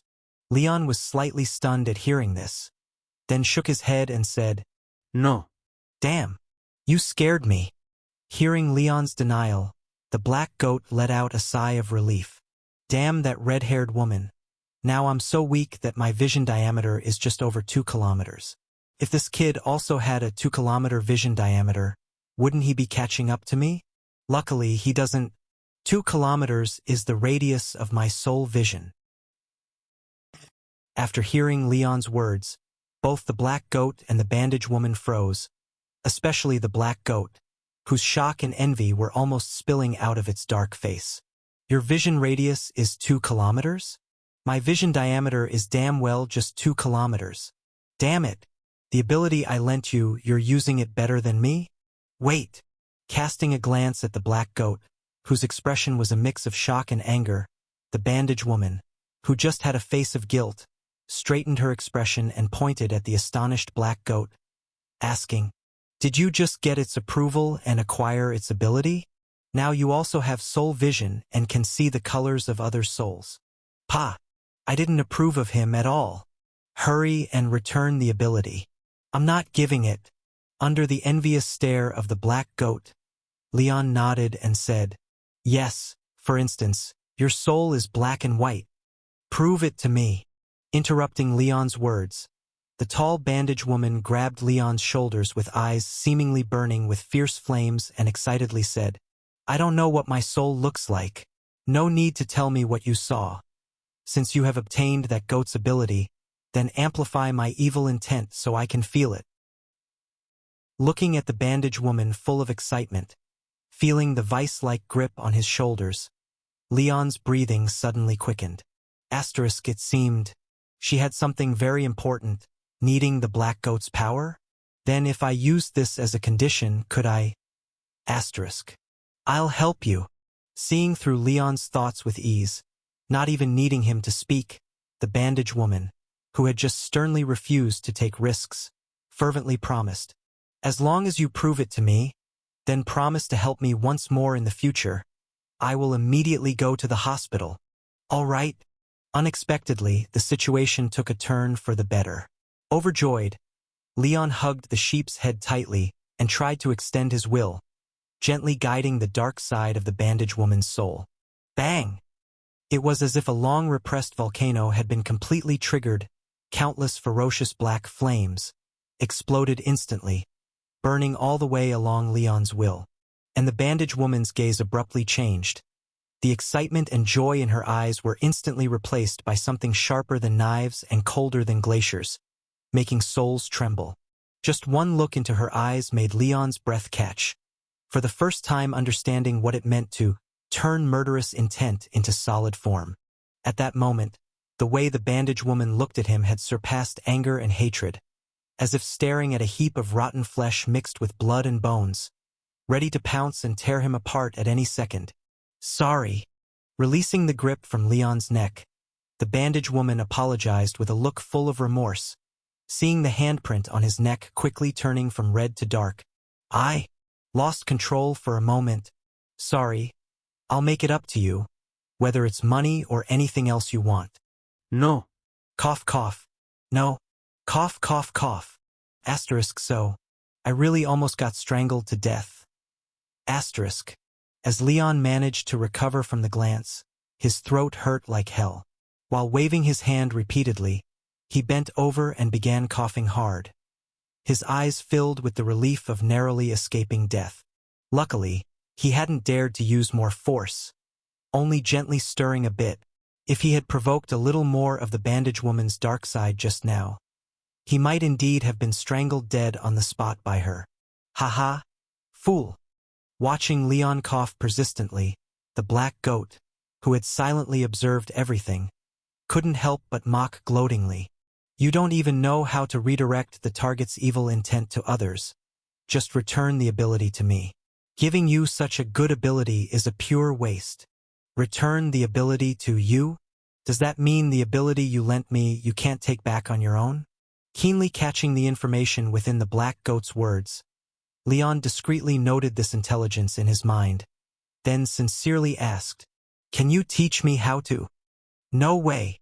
Before he even had the chance to finish speaking, the black goat, displeased at being outdone by a human, snorted, "Don't even think about it. Our deal ends here. Even if I am never picked by Goth again, if that red-haired woman bullies me daily, or even throws me back into the sheepfold of Welsh County, I will never teach you anything again." Although it seemed to have made a sincere proclamation, being a great demon with principles, the black goat indeed did what it said and went silent. No matter what price Leon offered, it stubbornly remained quiet, even closing its eyes, utterly unmoved. Concerned about the hospital situation, and with the bandaged woman now willing to help, Leon decided to ignore the troublesome goat and headed with the woman towards the hospital. However, something seemed to have happened nearby. Even though it was nighttime, they kept encountering people rushing down the road. Most of these passers-by wore strange masks resembling giant raven beaks, gathered in small groups, carrying someone face down on 2 metal stretchers or poles, hurrying along. Strangely, although these people seemed very anxious, when they encountered Leon and the bandaged woman at intersections or narrow alleys, they quickly stepped aside, waving their hands to let them pass first, as if avoiding contact. Anxious to confirm his sister's condition, Leon couldn't spare the energy to focus on these mysterious people. He only glanced at their souls to make sure there was nothing abnormal, and prepared to move on, but was unexpectedly stopped by the bandaged woman. "Wait a minute." After taking a serious look at the strange people, the woman opened her suitcase, rummaged through it, and took out a similar mask, putting it on her face. She then quietly instructed Leon, "Stand here and don't move, and under no circumstances approach them before I return." "What? Are these people suspicious?" Through the birdbeak mask's lenses, Leon exchanged a glance with the cautious senior. Seeing her apparent wariness towards the odd individuals, Leon immediately became alert as well. Following the woman's instructions, he stayed where he was, gripping the goat's head tightly and focusing on observing the strange people's souls, ready to alert the woman if he noticed any abnormalities. But to Leon's surprise, despite the odd attire and suspicious actions of these people, their souls, though somewhat unstable, filled with anxiety and restlessness, did not seem hostile. After a brief conversation with the bandaged woman, they even handed her a new mask, gestured toward Leon, as if wanting him to wear this peculiar mask as well. As expected, when the bandaged woman returned, she shoved the mask into Leon's hands, urgently urging, "Something's happened. Put this on quickly." Seeing her serious expression, Leon didn't dare to delay, hastily followed her instructions, and put the mask sewn into a black hood over his head. The already dark world before him plunged into darkness. Only then did Leon realize that the leather birdbeak mask was completely enclosed, pitch black without any color. Even the small lenses over the eyes were painted black, with only a small pupil-like sphere lens in the middle allowing some faint outside light to seep through. During the day it might be fine, but now it was like wearing sunglasses, severely obstructing his view, making it difficult to even see the road beneath his feet. "I can't see. Don't move." Before Leon could voice his situation, the bandaged woman reached out, giving the mask's birdbeak a hard slap. The mask, which still had a gap between it and Leon's face, fit snugly against him, and the small lens made direct contact with his eye. Startled, Leon instinctively tried to close his eyes, but found his eyelids held open by the lens. A small amount of pale yellow, icy oil squeezed out from a corner of the lens, instantly moistening his eyeball. The patterns on the woman's suitcase, the seams in the paving stones, the textures of the street-side buildings, the whole world had been forcibly tinted with an eerie pale yellow. Wait, I can see things clearly? This is the night raven mask used by the Epidemic Prevention Bureau. Even at night in areas without streetlights, it allows you to see clearly. Remember not to use your eyes to look outside. Keep your pupils pressed against the lens and learn to observe through it. Also, be sure to wear the mask securely. Breathe through your mouth and nose into the bird beak, which contains herbs, spices, and special smelling salts to prevent most infections. As the bandaged woman quickly instructed Leon on using the mask, she also explained rapidly, I just asked those people from the Epidemic Prevention Bureau. Last week's heavy rain caused the sewage river to overflow, and the dam built by the Department of Road Administration collapsed the same day. The sewage river's tributary merged with the capital city's water supply river. If it had just been that, it wouldn't have been so bad. But the outsourced water company cut costs, not following the 12-step purification process. They pumped water from the river, only filtered out debris and sediment, did a crude disinfection to remove odors, and then directly piped it into the city's water supply. Those being carried are the ones who drank the contaminated water. The main symptoms are nausea, vomiting, diarrhea, severe abdominal cramps, leading to dehydration and unconsciousness. People who contacted their vomit are also showing similar symptoms. About 500 people have experienced this. The people from the Epidemic Prevention Bureau suspected there might be a plague occurring, so they started sending patients with symptoms in large numbers to Red Brick Road Hospital, hoping to control the situation. Red Brick Road Hospital? Wasn't that where Anna stayed? Were they crazy? Unexpectedly, there was still such an outrageous occurrence. Leon couldn't help but exclaim angrily, what about the Central Hospital? What about the Royal First Hospital? If it's really impossible, the hospitals on Chapel Street and at Mess University would also work. Those hospitals each have more than 1,000 beds to start with, while Red Brick Road Hospital only has 100 or 2 beds total. It's always full, sometimes with people even lying in the corridors. Why would they still send people there? Because of the location. Having seemingly seen many similar situations before, the woman in the bandage observed calmly. The Central Hospital is surrounded by the wealthy district. The Royal First Hospital is near the nobles area. Chapel Street is where the priests live, and around Mess University are the future elites of the kingdom. The Epidemic Prevention Bureau definitely wouldn't dare to send patients there. So naturally, the Red Brick Road Hospital in Old Town becomes the first choice. Moreover, the water pipes with the large-scale problems this time were only in the Old Town.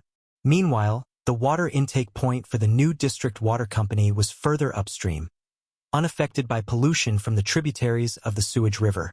Old Town's problem obviously needed to be solved by Old Town itself. Why should they? Because the water fees they paid are 5 times those of Old Town. Money. Money. Money. At the end of the day, it's still damn money. Don't think about it anymore. Noticing Leon's obvious emotional discomfort, the bandage woman quickly advised, even if those hospitals agreed to receive patients, the people in Old Town wouldn't go because they can't afford the costs there. What about the Department of Road Administration and the water company? Upon hearing this, Leon gritted his teeth and said, the embankment of the Department of Road Administration collapsed after just one rain, and the water company operated illegally. According to the kingdom's laws, this time they should be responsible. Damn! This time, without waiting for the bandage woman to respond, Leon proactively stopped questioning because this question was truly too foolish. Forget about such natural disasters as caused by heavy rains. Even the time when the alchemical factory built in the residential area leaked exhaust and caused Anna to contract a lung disease, the Department of Road Administration still looked for excuses not to compensate, didn't they? As for the water company, which cut corners once they distributed dividends, sold the equipment, and reported huge losses due to poor management, They simply declared bankruptcy and that was it. Even what little property they had was likely first taken by upstream and downstream companies and shareholders, as compensation for breaches of contract and losses. In the end, what remained for these victims was probably less than a drop in the bucket. Damn it! Feeling as though there was a burning coal in his chest, Leon gritted his teeth, wanting to say something, but the bandage woman gently pulled his arm. Let's go. We've been blocking the way long enough. Let's not delay their work any longer. Pointing to those crow people at the corner, the bandage woman said softly, their work is to treat the sick and prevent the large-scale outbreak of plagues. Our job is to clean up the abnormals to prevent the world of ordinary humans from being corroded. If I'm not mistaken, the uncontrollable afflicted you discovered is likely related to this event. Even if it's not related, if these people keep going forward, they may encounter danger. So, if you can't stand this kind of thing and sympathize with these people's plight, then we should be on our way now. Yeah. Taking a deep breath of the irritating fragrance from the bird beak mask, Leon lowered his head and responded, then quickly followed the bandage woman, jogging towards Red Brick Road Hospital. However, just at that moment, the silent goat's head suddenly stirred, stealthily nudging his chest with its horns. Hey! Ha! Shoo! Shoo! Don't talk! Seeing Leon seemed like he wanted to ask a question.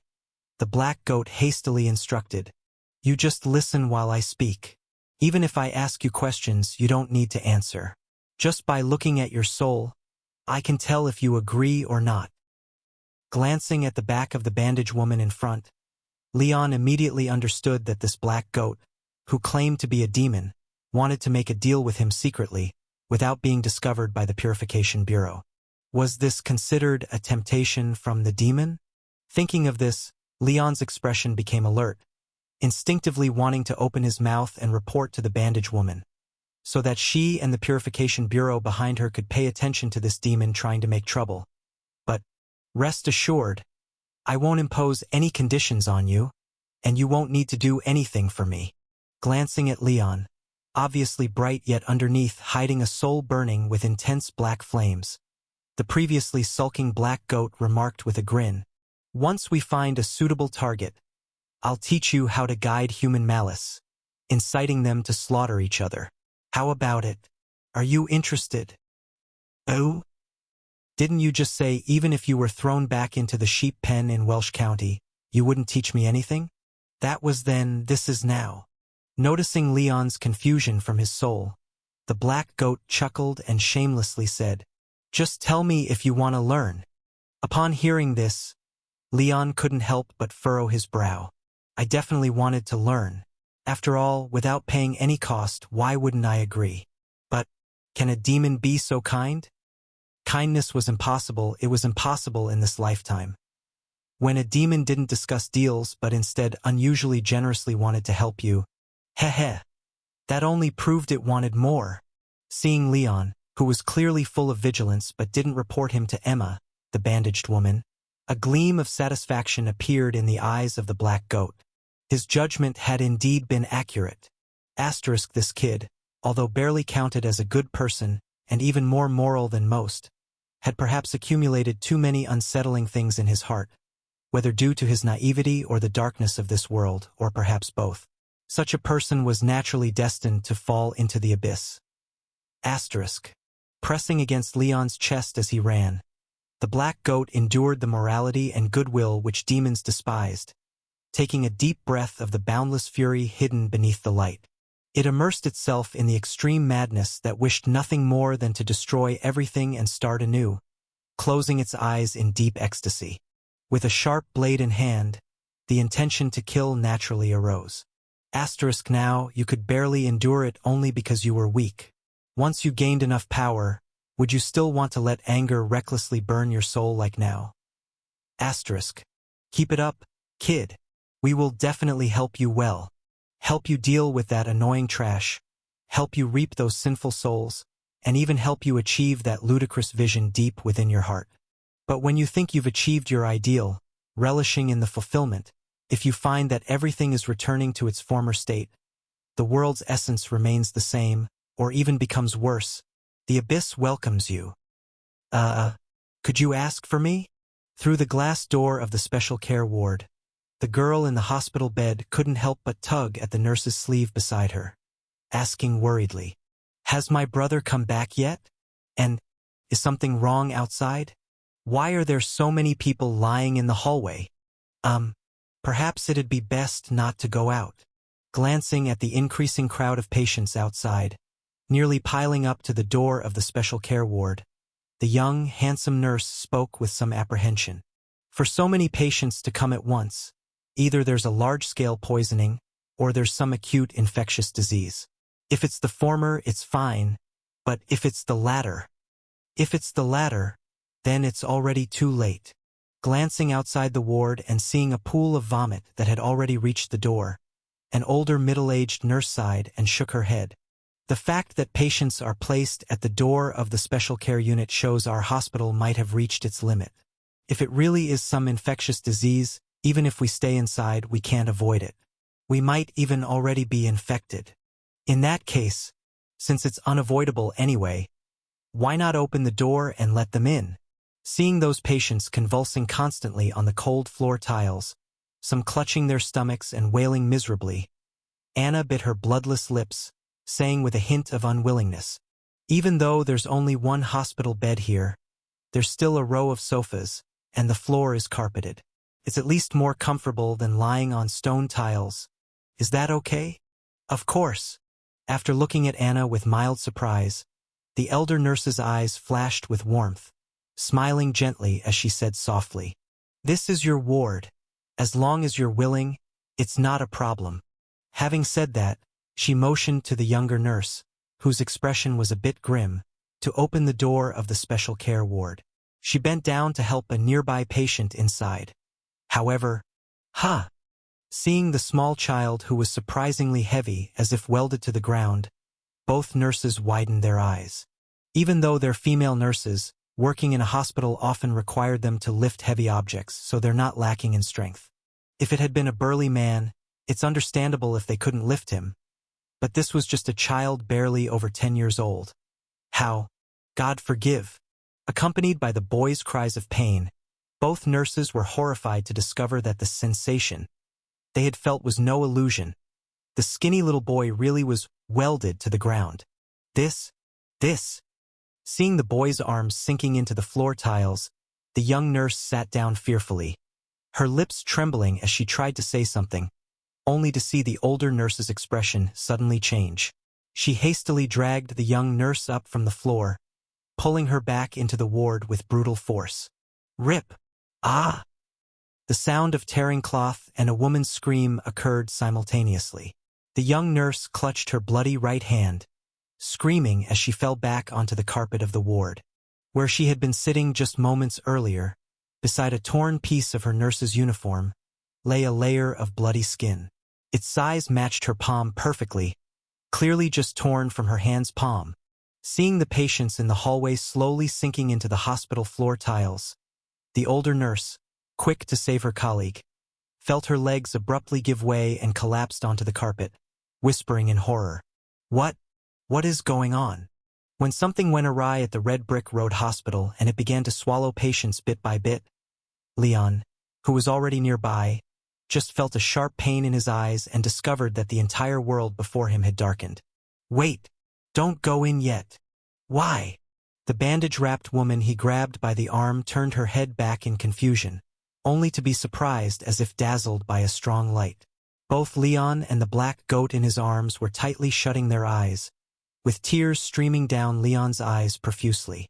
"This hospital is alive."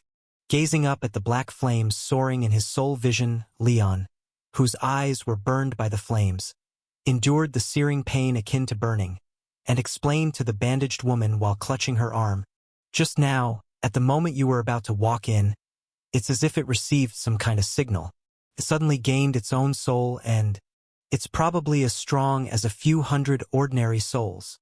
The entire hospital?" After hearing Leon's words, the bandaged woman nodded to show her understanding. Her eyes behind the mask squinted slightly, and she began to quickly analyze the situation.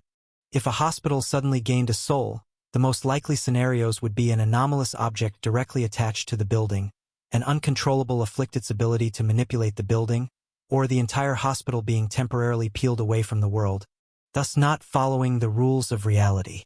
In the first scenario, it should not have been controlled so precisely, activated just at the moment I was about to enter. The third scenario would not only require enough power but also require breaking through the world's hierarchy. If the strength only equals a few hundred souls, it shouldn't be able to achieve this. So, it's most likely related to an uncontrollable afflicted's ability connected to the building, or may even simply require a reliance on the building to be manifested. You don't need to go inside. Staying outside to help me is enough.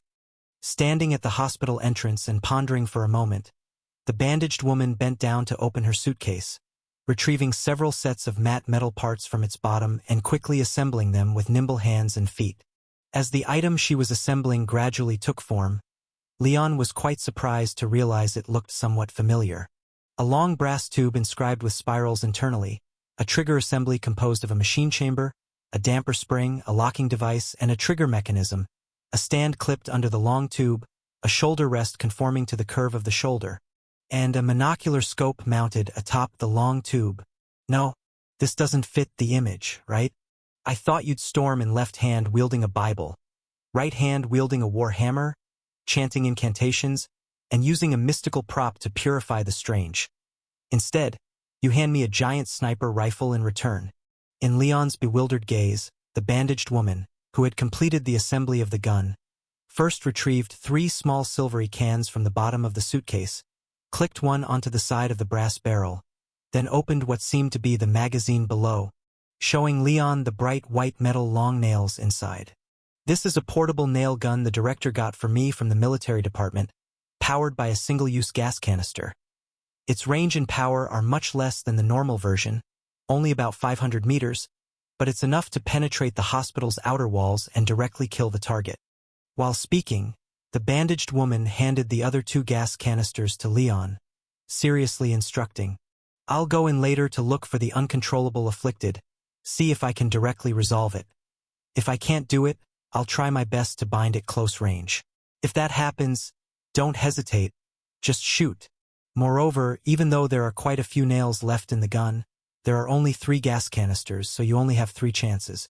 If you miss 3 times, you must evacuate immediately, run back to the Purification Bureau, and wait for the director to return. Remember?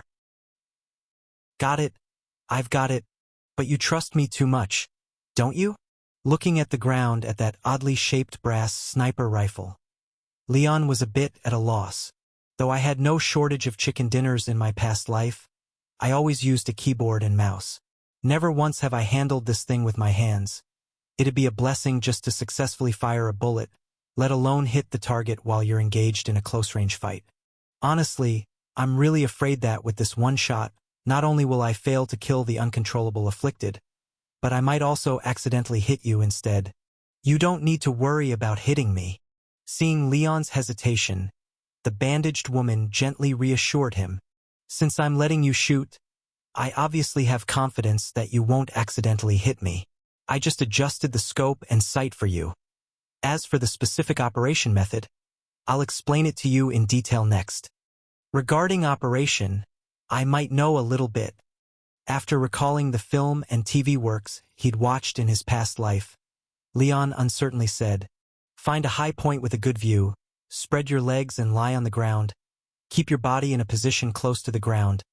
Then shoulder the gun stock, the scope, muzzle, and target, 3 points in a line?" Hearing Leon's words, the bandaged woman exclaimed with surprise, "Lying shooting manual? Do you have a military background?" Barely. Kind of." Leon's eyes flickered slightly, and he responded evasively, "Before my parents passed, they were mechanics under the military's supervision. They taught me a bit about this. Well, just a little." "I see." Upon hearing this, the bandaged woman nodded knowingly, not doubting the origins of this knowledge, but quickly shook her head and said, "Your answer isn't incorrect, but that's for medium-range rapid-fire firearms aiming method, where such firearms have a shorter shooting distance, with the scope at a level with the gun body, so using 3 points in a line to confirm the target is possible.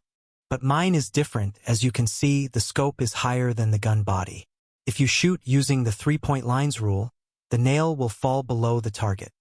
Pointing at the scope mounted atop the barrel, she drew a slanting line between the scope and muzzle in the air. The bandaged woman explained to a suddenly enlightened Leon. After the nail is fired, its trajectory isn't in a straight line, but will slightly drop.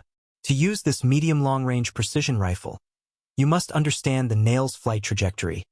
Then calculate the drop point location and rely on a mill table to calibrate your scope and muzzle.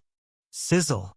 Through Emma Alman's thorough and simple explanation, you successfully activated the Black Iron level badge, Shooting Newbie. Shooting Newbie, a shooter with only basic training, whose skill level is extremely poor, raising concern about shooting accuracy. Equipped effect, though only simply trained, it's still much better than a completely unfamiliar ordinary person. When consciously aiming the muzzle, your shooting precision gains a slight boost. Advancement route, complete 200 live-fire shots, or complete 1,000 simulations, and this badge will automatically advance to a bronze badge shooter. Current progress 0/200, 0/1000. Hidden traits. None. Sizzle. Through self-learning and reflection, you've acquired low-level gun shooting ability, activating the abnormal badge Materialist Soul Crimson. Your gun shooting understanding is low, yet due to your adeptness in reasoning, summarizing, and self-adjustment, each time you fail at aiming at the same target, the chance of hitting it the next time slightly increases. After acquiring a new badge, Leon, separated from the bandaged woman, wasted no time carrying the big sniper into the mall adjacent to the hospital. He rushed to the shooting spot he had selected, while across the street, the red brick road hospital had already transformed into a scene akin to hell on earth. In the first-floor lobby, which should have been bustling with people, most had been swallowed by the cold floor tiles. The patients, too exhausted to move, lacked the strength to escape and could only helplessly reach their arms upwards. Looking across the entire lobby, it seemed as if countless people in agony and struggle were mixed into the concrete. Everywhere, arms desperately reaching upward could be seen. Those arms, standing high and grabbing constantly, appeared like a living depiction of hell. Possibly because the fourth floor's special care ward was carpeted and didn't directly contact the floor tiles. The patients inside hadn't yet been consumed. But seeing the situation in the corridor outside, neither patients nor nurses dared to take a step beyond the safety range of the carpet, fearing they would be directly buried underneath the floor tiles like those patients in the corridor. This couldn't go on. Seeing the patients sinking deeper in the corridor, the older nurse anxiously looked around and her eyes lit up upon seeing the window. The window! We can get out through the window! Yes, we can still jump out. Upon hearing her words, the young nurse, whose right hand skin had been stripped away, trembled all over, as if invigorated by some mysterious power, immediately stood up from the carpet and said excitedly, "It's only the fourth floor. With some luck, jumping down might not be fatal.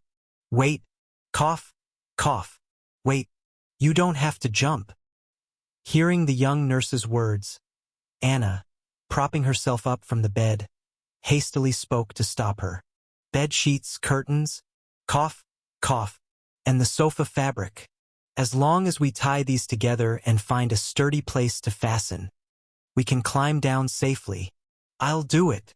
Understanding Anna's meaning, the young nurse was overjoyed, disregarded her injured right hand, and first tore down the curtain in 2 swishes, then rushed to the bedside in 3 steps, roughly dragging the still coughing girl off. "What are you doing?" Not expecting her to act this way, the older nurse hurriedly supported the nearly falling Anna, glaring at the young nurse. "She's still sick, and if she hadn't stopped you, you'd have already jumped out. I just wanted us to get out quickly." Although it seemed the young nurse realized she had gone too far, she was obviously scared by the bizarre outside situation. While tying the bedsheet to the curtain, she spoke incoherently. I'm supposed to get married next month. I don't want to die. It's terrifying. This must be the demon's trick." I absolutely won't die here. Wait, don't go down yet. Realizing she had tied the rope to the corner cabinet nailed to the wall and was about to leave, the older nurse anxiously said, "There's still a patient here. This little girl is very sick and doesn't have the strength to hold the curtains. We have to let her down first before we can leave."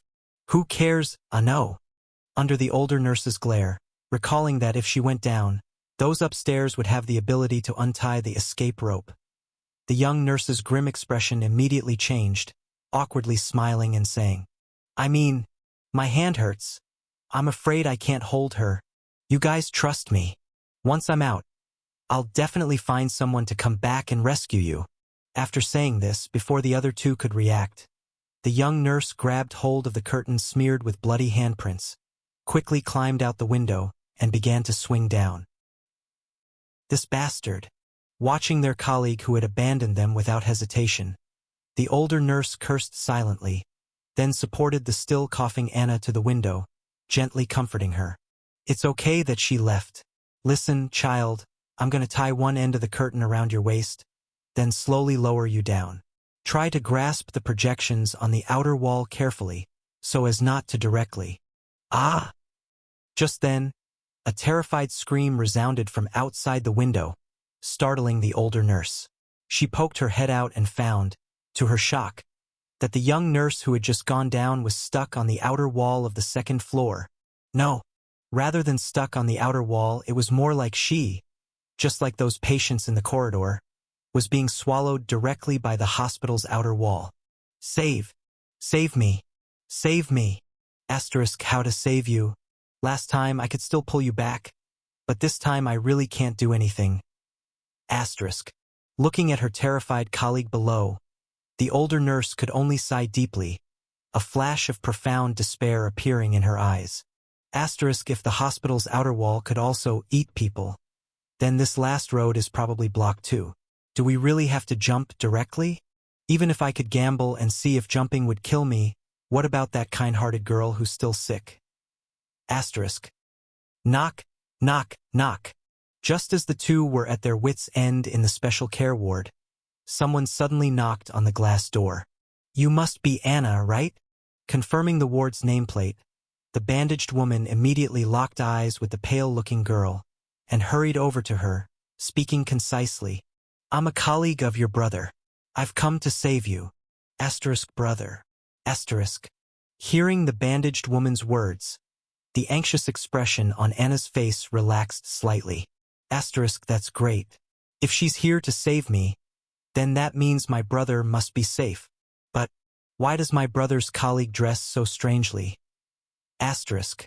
Looking at the tall woman wrapped entirely in bandages with a weird mask on her face, Anna gently held the middle-aged nurse's hand, cautiously asking, "This, sister, could you please take her with you too, if possible? If it wasn't for her taking care of me." "Sure."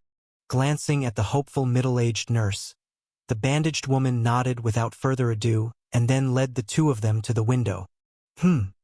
Glancing at the young nurse, now half swallowed by the outer wall, the bandaged woman frowned and turned back to ask, "Is she with you? Should I save her?" Hearing that this masked woman might be able to save her, the young nurse's face lit up with joy, pleading, "Yes, yes, yes, we're together. Could you please say something for me? Please say something for me." Seeing the young nurse's pleading gaze, the middle-aged nurse, still full of resentment, sighed deeply. Just as she was about to speak, she felt her hand squeezed forcefully. No. In surprise, the middle-aged nurse found that the girl, who had been exceptionally kind-hearted, even willing to take a risk for the patient to enter her ward, this time shook her head without hesitation. She was the one who tried to abandon us and run on her own. If saving her is not troublesome, then please save her. But if it's dangerous, then don't bother with her and just save this auntie beside me. Okay, I understand. Glancing at the girl, who remained calm and rational despite the bizarre incident, the bandaged woman smiled and nodded. Then she grabbed the curtain hanging by the window, tied it to the middle-aged nurse, and firmly gripped the window ledge, stretching her arm outside. In the shocked gaze of the three other women, this mysterious bandaged woman, with strength that seemed unnatural, lowered the middle-aged nurse, weighing at least 100 pounds, straight down without touching the outer wall at all. After checking the situation inside the room, the bandaged woman unwrapped her wrist bandage, secured the potion on the bedside cabinet, tied it to the four-stand, and gently lifted the astonished Anna out the window. "Go find your brother." Slowly lowering Anna down, the bandaged woman leaned out and gently said, "He's safe right at dash." Bang! Bang! Bang! Bang! The four almost simultaneous explosions completely drowned out the bandaged woman's words. The corner cabinet tied to the curtain trembled violently in the ward, and for bolts nailed to the wall snapped out. Amidst the middle-aged nurse's hysterical screams, Anna plummeted, while the metal cabinet, weighing over 300 pounds, followed the curtain-formed escape rope and crashed down towards the bandaged woman's back. "Anna!" In the instant the slender girl suddenly plummeted, Leon, who had been observing the situation through his binoculars across the street, felt as if he had plunged into an ice-cold abyss. At that moment, even the concept of death hadn't crossed his mind. His entire consciousness seemed to empty out, while his heart felt as if it were being crushed by an invisible hand, nearly stopping the blood flow in his body as his limbs grew cold and stiff with numbness. The whole world was incredibly silent at that moment. Everything froze on the pale little face with tightly pressed thin lips, helplessly falling. All Leon could do was watch his sister, full of despair, plummet from above. Boom! An ear-splitting crash echoed throughout most of the street. Following it was the sound of glass shattering extensively and the low, shrill screech of metal deforming under immense force. More than half of the hospital's windows shattered instantly due to the violent impact. The outer wall of the fourth floor sustained substantial damage, with the metal framework embedded in the wall bending outwards, sending bricks and stones flying, and leaving the street below in ruins. However, Leon felt a surge of joy as Anna, who had been rapidly falling moments ago, was suddenly suspended between the first floor and the ground. Although she had passed out from the enormous impact and seemed to have a cut on her thigh from the shattered glass, Leon could still see through his binoculars the vigorous rise and fall of Anna's chest, proving at the very least that she was still alive. "Thank you. Thank you. I owe you my life." Yet, as Leon excitedly watched Anna being carefully lowered to the ground, repeatedly expressing gratitude in his heart to the reliable bandaged woman, Black Goat squinted its eyes and frowned, saying, "Not good, this is trouble." "Yes, indeed." Hearing Black Goat's words snapped Leon back to his senses with a jolt. He suddenly realized that the impact site was right at Anna's hospital room. The bandaged woman was still inside, although the bandaged woman had managed to grab Anna, proving that she was still alive and that her soul remained stable. Could she really have survived such a collision unscathed? "I'm not saying that Emma is in danger. Don't worry." The bandaged woman's survival abilities rank highly in the entire Purification Bureau. Even if you die, she might not. Sensing the disturbance in Leon's soul, Black Goat shook its head and explained proactively. "What I mean is, this incident isn't normal. This uncontrollable infector most likely didn't appear naturally, and he probably knows about the Purification Bureau's existence." When you put it like that, it seems true. Hearing this, Leon's expression turned grave, also noticing something amiss. Whether it was the moment the bandaged woman stepped into the hospital, which had suddenly acquired a soul, or the collision timing perfectly as she was trying to hoist Anna out the window, preventing any chance to dodge, it all seemed too deliberate, as if targeting the bandaged woman for a specific assault. So, there might be accomplices? Am I not safe even if I stay outside? Watching as Anna was unstrapped from the curtain and carried away unsteadily by the nurses who arrived first, Leon breathed a sigh of relief, desperately suppressing the urge to flee from fear that gripped his heart. While continuing to search for the soul of the uncontrollable infector, he gritted his teeth and asked, Does the Purification Bureau have any enemies?" "Plenty." Black Goat grinned, letting out a low laugh, saying, "Heretic infectors, true god moonfolk, ancient ones. There are so many adversaries for your purification bureau that I've lost count. If they ever unite, your bureau would be eradicated even if it were 10 times stronger. However, the good news is that your bureau's enemies are not united. Their hatred for each other is even greater, and whenever one side is on the verge of success, another faction will secretly undermine them, even openly selling their weaknesses to the Purification Bureau. So, for now, you're safe. After explaining the situation of the Purification Bureau, Black Goat watched Leon's increasingly grim face with a cheerful smile. All right, those are not issues you have the authority to worry about. Just focus on your task. As for Emma, she's a veteran within the Bureau. She's sure to notice if something is amiss this time. All you need to do is keep an eye on those souls positions and be ready to lend a hand when necessary. Just make sure to deliver a timely shot. Indeed, there was something wrong with this infector. Even before Black Goat's speculation, the moment bolts inexplicably burst open and the metal corner cabinet smashed towards her, the bandaged woman had realized it. From the lobby to the 4th floor, there had been no abnormal occurrences at all until the moment she was saving Leon's sister and could not dodge. Thus the attack came. Therefore, this uncontrollable infector must have been aware of the Purification Bureau's existence, knowing that ordinary attacks wouldn't work against people like them. That's why he chose such a moment to strike. However, even knowing the adversary's plan, the bandaged woman didn't let go or try to evade, but instead stood silently in place, taking the full brunt of the impact. Under the force of the impact, her thigh bone bent backward under fierce force, and even her entire spine was deformed, causing her to collapse helplessly onto the slanted window sill. Did she die? No one knew exactly when it happened, but the young nurse who had been stuck on the outer wall, desperately pleading for help, had now regained her composure, gazing indifferently at the situation of the bandaged woman.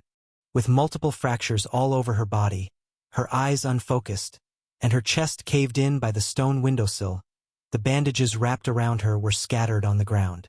She was probably dead. Like a bizarre gecko, she crawled up the outer wall, and after emerging from the inner wall beside the windowsill, the young nurse walked over to the bandaged woman. With her severely injured right hand, she removed the woman's mask and checked her breathing. Indeed, she was dead. Disgustedly discarding the bloody crow mask, the young nurse was about to turn and leave, but she noticed with some surprise that even though the bandaged woman had died, her hand still clutched the curtain hard, her knuckles white and unyielding. *Ha. With this woman's physical condition, she shouldn't have died even if she jumped straight out. How could she not even attempt to dodge? Such a pointless persistence. Peering down, she saw the older nurse hurriedly untying the curtain. The young nurse curled her lips, picked up a large piece of glass from the windowsill, and then hurled it downward with force. It was you all along. Just as the glass shard was about to leave her hand, a calm voice came from behind the young nurse. In her horrified gaze, a mass of scattered bandages on the ground suddenly sprang to life, like snakes that had found their prey, coiling tightly around the young nurse's arm, twisting it fiercely in the opposite direction of her joints. Screech! Ah! Glancing at the young nurse, whose limbs were dislocated and whose whole body was almost balled up by the bandages, the bandaged woman couldn't help shaking her head. For someone who set such a trap to ambush me, you did have some ideas, but your methods were still rough.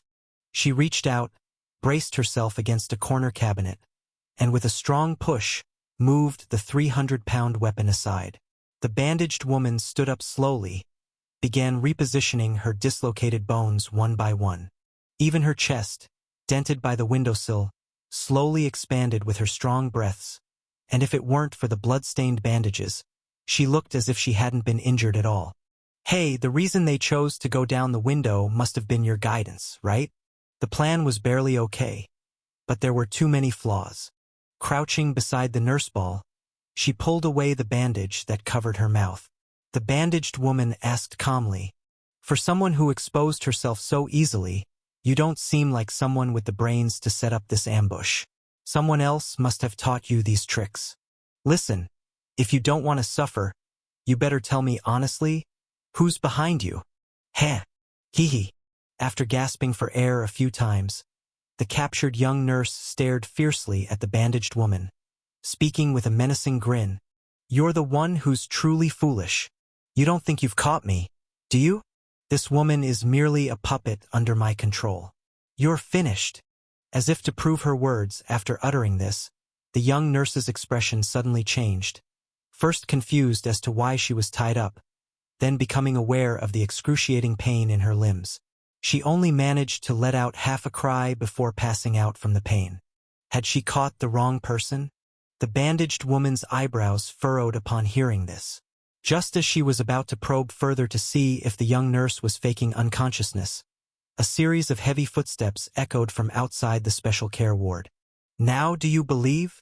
Wading through the patients lying all over the place, the plump director who had arranged for Anna to be in the special care ward stood outside, sneering, "Everyone in this hospital is my tool. As long as I want, I can dominate them at will. You don't even know who I am. There's no way you can catch me. And, silly woman, look down and take a good look at your feet." He pointed at the bandaged woman's legs, which had sunken below the floor.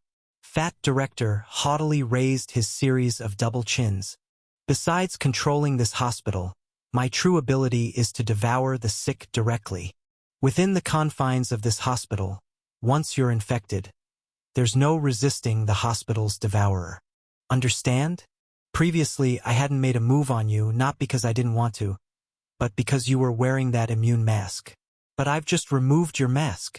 You're done for." Had she really let her guard down after being cautious for a whole 6 years? Watching the director laugh wildly in front of her, the bandaged woman, whose lower body had already been swallowed, felt her immovable legs and couldn't help but sigh in frustration. Although she felt she could tear this guy to pieces in just a second, as he had said, these people weren't his real body. Doing so would be meaningless. This time, it truly seemed she'd been defeated. She could have used the bandages to hold him at bay, but to lure him out, she chose to rely on her undying body to take the attack. In the end, she caught a fake and lost the mask that could block his abilities. How foolish. **MM. Also, besides the lure, she had chosen to endure the attack to sell her hardship, hoping the newbie would owe her a favor, making it easier to seek his help in the future. Turns out things really fell apart this time. In the end, I probably needed his help to ask for reinforcements. When the director heard about it in 3 days, who knew how he would ridicule me? After shaking her head helplessly, the bandaged woman, feeling rather gloomy, was too lazy to say more. She closed her eyes, choosing to refuse communication. However, the other side wasn't satisfied. Besides the chubby director, they brought in a few other doctors and nurses, standing coldly outside the hospital room and mocking her one by one. "Do you think you're smart? You're utterly stupid. There are over 500 people here. Once I've fully absorbed them, my power will get even stronger. Heh! Don't you want to know who's targeting your purification bureau? Not afraid to tell you. The one preparing to strike against you is a great true god. HM?" Hearing this, the bandaged woman, who was prepared to mute for 3 days and wait for her teammates' rescue, trembled her eyelid, feeling immense joy in her heart. This guy was really dumber than she had expected. Spouting off about his range of abilities willy-nilly was one thing, but revealing who was backing him so carelessly? Honestly, if the true god who chose him found out how stupid he was, they would probably want to descend and kill him directly, right? Unaware that his intelligence had plummeted to rock bottom in the bandaged woman's mind, the chubby director looked down from above at his opponent, half embedded into the floor tiles. He raised both arms in excitement, making a gesture as if to embrace the sun, then enthusiastically declared, "Listen up, stupid woman. My god was born from the chaos." Just as the bandaged woman perked up her ears, fully concentrated and ready to eavesdrop on this incredibly important intelligence, something strange happened. The expressions on the faces of a dozen or so doctors and nurses before her froze simultaneously, and as if receiving some command, they all fell to the ground at once, while her own lower half, previously bound to the floor, was bizarrely spat out. When she looked up in complete confusion, a piercing sonic boom echoed from the rooftop of the opposite mall building. Bang! Kid, that's quite some aim. Seeing the dim soul on the 6th floor of the hospital extinguish in an instant, Black Goat smacked his lips enviously, then cheerfully praised. This was almost 300 meters, and you managed to settle it with one shot. You might have a talent for shooting. Talent? That was definitely not it. The reason this shot found its target was half because the bandaged woman had already adjusted the position for him, greatly reducing the difficulty of aiming, and the other half was the boost from his enhancements. Leon shook his head silently, indicating it was just good luck, then looked up at his badge slot. 2 gray-black glowing badges had just dimmed. The work efficiency boost from probationary worker, combined with the accuracy enhancement from shooting novice, seemed to have an effect greater than 2. In the instant before he fired, both badges activated at once. His hand instinctively pressed slightly, raising the gun barrel by about 2 millimeters. And with that tiny bit of elevation, what might have only injured the target ended up being a swift kill. As for how he could be sure who the target was, this infector wasn't too smart this time. After regretfully glancing at the spot where the evil soul had dissipated, Black Goat said with some amusement, This fool might not have realized. When he controlled others, the souls of the controlled would resonate with his own completely. If he had done it just once, it would have been fine. Even if he focused only on souls dark at heart, it wouldn't be easy to pick him out from among these 600 or 700 people. But he kept controlling them over and over and even made those people surround Emma, Sr., creating a bunch of souls with identical resonance. That was a bit too conspicuous. Picking up where Black Goat left off, Leon, recalling that inexplicably amusing scene, couldn't help but press his lips together while seriously adding. Once the souls with matching resonance were identified, the only one who hadn't gone to the 4th floor was naturally the real infector. Oh, I remember you said the Purification Bureau has performance evaluations too, right? Yes, and there's bonus rewards as well. Black Goat nodded repeatedly in response, and judging by its excited demeanor, if it had more than just a head, it might have happily given Leon a thumbs up.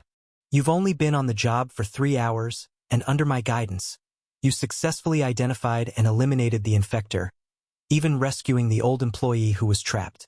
The reward will definitely be significant. And, ha ha ha, the way I cooperated with you all was clean and efficient this time. Even if that red-haired woman is usually nasty, she might have to treat me a bit better, right? Send it to the kitchen to be stewed. In the utterly shocked eyes of the Black Goat, the red-haired woman closed the Red Brick Road Hospital incident file, then casually tossed the goat head to Leon sitting at the desk, instructing with an indifferent expression, We share a kitchen with the police department, so after you take this guy over, let the head chef over there know. Make it into goat head soup this time, following the same requirements as before. Hold back on the ginger slices and scallion pieces, add more cinnamon and cardamom, double the descenting rice wine, plus an extra spoon of white pepper with some soy sauce imported from the East. It'll be a treat for the bureau at lunch today, now go. Hold on. You bastard.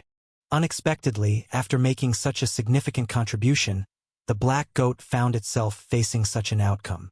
Anger flared, and it argued indignantly from Leon's arms. Ali, you wicked woman. This time I helped you with a newcomer and resolved the incident. And this is how you treat me?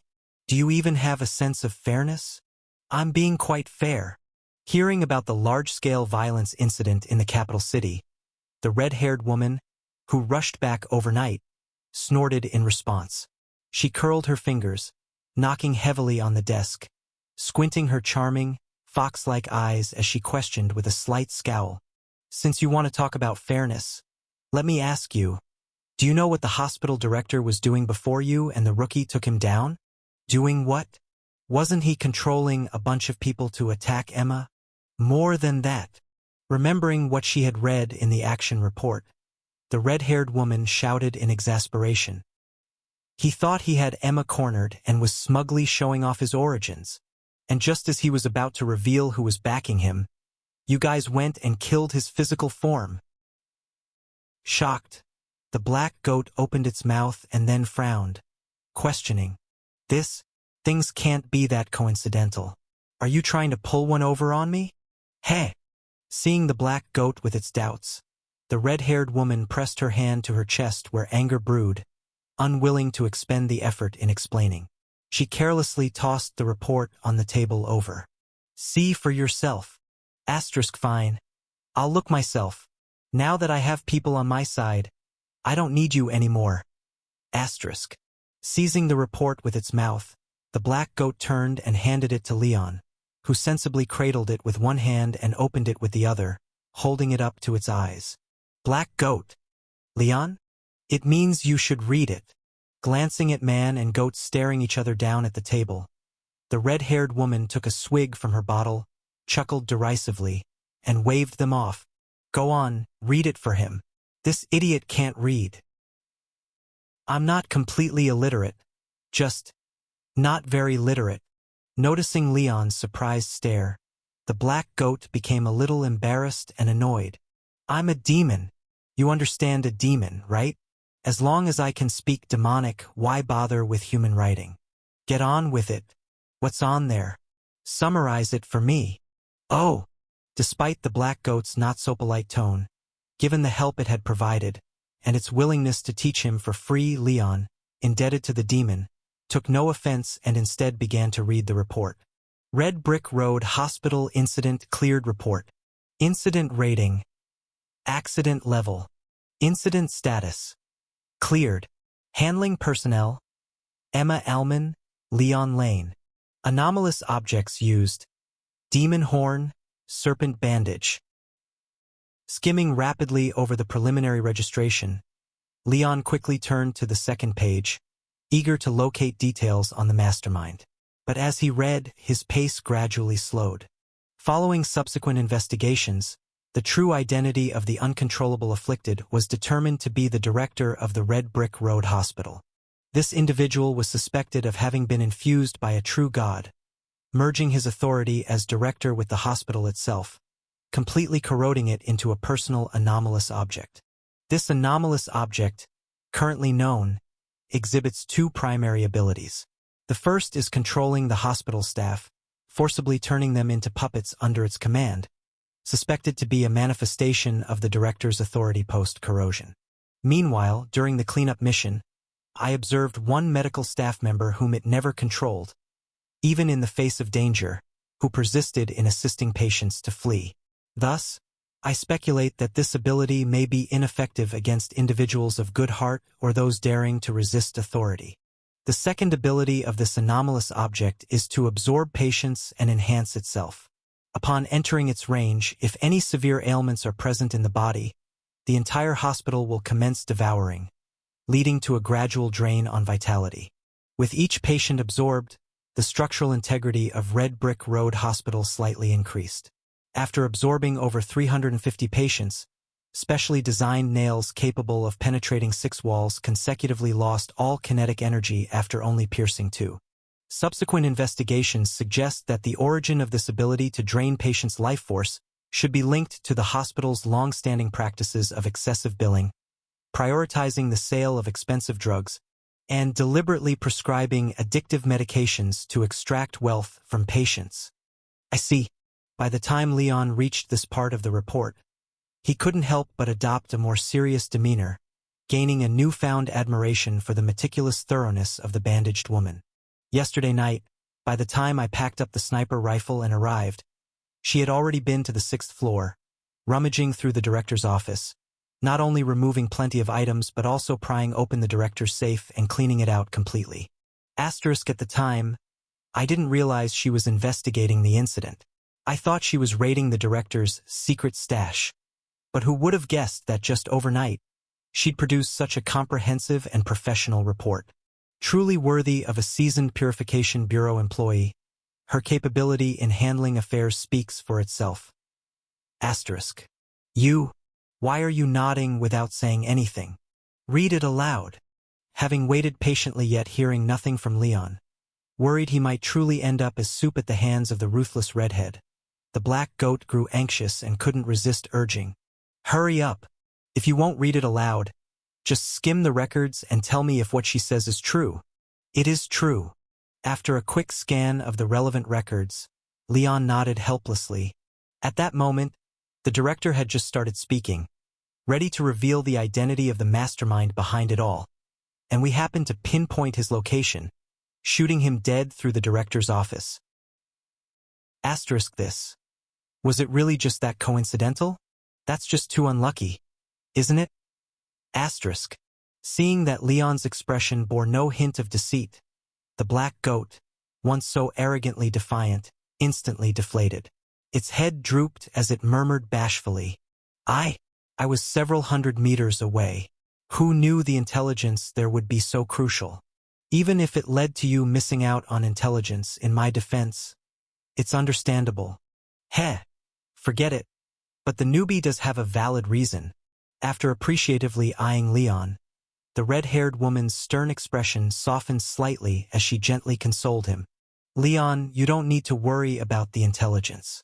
You reported the infector as soon as you found it and also managed that troublesome demon, coaxing it into taking you to Emma. Later, when Emma was trapped, you shot the target dead with a single bullet, successfully saving her, and in doing so also saved hundreds of people and prevented them from losing too much vitality. As a newcomer who joined the Purification Bureau only a few hours ago, you've already done well enough. As for the intelligence issue, it was just an unavoidable accident. It's not. Come on, I at least made some contributions. Do you have to be so biased? Before Leon could reply, the black goat, infuriated by the stark contrast, couldn't help but shout.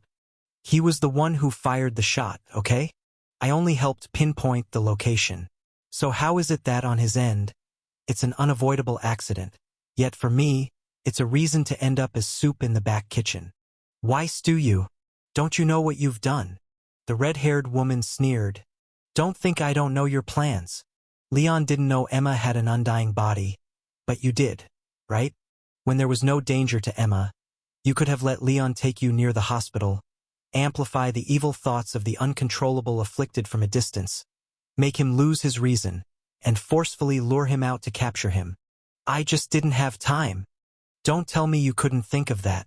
When you were under my command, you always used that method. So why did you suddenly forget this time? Crossing her arms as she leaned back in her chair, the red-haired woman stared at the cowering black goat and sneered. Clearly, you could have captured the target alive, but you led Leon to shoot him instead. You definitely have a problem. So, speak up. Were you trying to absorb the target's guilty soul? Were you trying to entice Leon to help you regain your power? Or was it that you were in collusion with the people behind the scenes and thought he might spill information if caught, so you silenced him on purpose? You're talking nonsense. Hearing the red-haired woman's theory, the black goat accused of being a traitor immediately jumped. I didn't. You're just guessing. You have no proof. The Purification Bureau isn't a court. When did it ever need evidence? After another snort, the red-haired woman suddenly furrowed her brows, thoughtfully staring at the black goat. I admit I was indeed joking earlier, but thinking it over I found more peculiarities. Although the Bureau has sent people out, I stayed in the capital city. What mastermind would be stupid enough to cause trouble just 3 streets away from me? So, if they weren't intentionally sending someone to die, there's only one explanation. The mastermind has a mole in the Bureau, knowing I suddenly left the capital city yesterday. What the hell? Hearing the red-haired woman's logical deduction, Leon couldn't help but widen his eyes, staring in shock at the black goat in his arms. The entire Purification Bureau was empty yesterday, so who else but you knew the chief had left? I can't believe you turned out to be the mole. No. I didn't. After glancing at the shocked Leon, the black goat then looked at the red-haired woman whose eyes had narrowed once again, shivered a bit, and retorted with his eyes stubbornly bulging. I didn't leak any information. You can't frame me. Really? The red-haired woman slowly stood up, placed her hands on the desk, and leaned forward with an oppressive presence, asking deliberately, Then how do you explain all these coincidences? It's one thing that trouble arose right when I left, but yesterday you could have captured the target alive, yet you escaped it through Leon's hand. How do you explain that? I keep telling you, it was an accident. The black goat angrily defended. I specifically helped that boy shoot the target to get some blood on his hands. So he gets accustomed to directly solving problems through slaughter in similar situations, thus being lured by you, continuously lowering his own baseline, unknowingly sliding into corruption. Am I wrong? After looking at the black goat, who was caught in his own schemes and reluctantly shut his mouth, and then at Leon, who suddenly became alert, the red-haired woman's stern face broke into a smile as she leaned back on her soft chair and gently advised Leon. Leon, remember what you just heard. If you encounter similar situations in future tasks, recall today's events before making a decision. I will remember for sure. With lingering fear, Leon glanced at the black goat, then hesitated for a moment, before he placed the goat head back on the red-haired woman's desk with both hands. Please take it back. Observing Leon's expression, the red-haired woman laughed. What? Afraid you can't control it? Yeah. Oh, it's fine. You should hold on to it. Quite appreciating Leon's caution, the red-haired woman propped her cheek with her left hand, twirled her flaming red hair with her pristine index finger, and smiled at Leon. Generally speaking, an anomalous object with its own intelligence and desires is indeed not suited for a newbie. But since you could maintain your rationality under its influence before, it proves you are at least qualified to hold it. And as Emma reported to me this morning, your soul vision range is 2 kilometers, which shows your affinity with it is quite high. Coupled with your cautious nature, I believe you can fully handle it. After sharing her reasoning, she got up from her seat, walked around the desk to Leon, who was still hesitating, affectionately pulled his hand, and placed the pouting goat head onto it. Take it and always remember to keep your wits about you. Never let it affect your judgment and decisions. I believe you can do it. Looking at the gorgeous red-haired woman, who held his hand and earnestly believed in him, Leon felt his heart beat somewhat inexplicably fast. Almost reflexively, he turned his gaze away, but quickly forced himself to look back, nodded solemnly, and seriously promised, I definitely will. Teske, what a load of crap you will. Looking upwards at Leon's slightly reddened earlobe, the black goat, full of pent-up frustration, pursed its lips and couldn't resist mocking. Just because someone held your hand and sweet-talked? You're so dazed that you can't even find north? What if she hugged and kissed you? Would you die for her then? I just happen to be disadvantaged by being a damn goat. Damn, if I were a stunner too with a naive virgin like you, I could easily coax you into MMM. You let go. You cover my mouth, but I still have to say, you're just a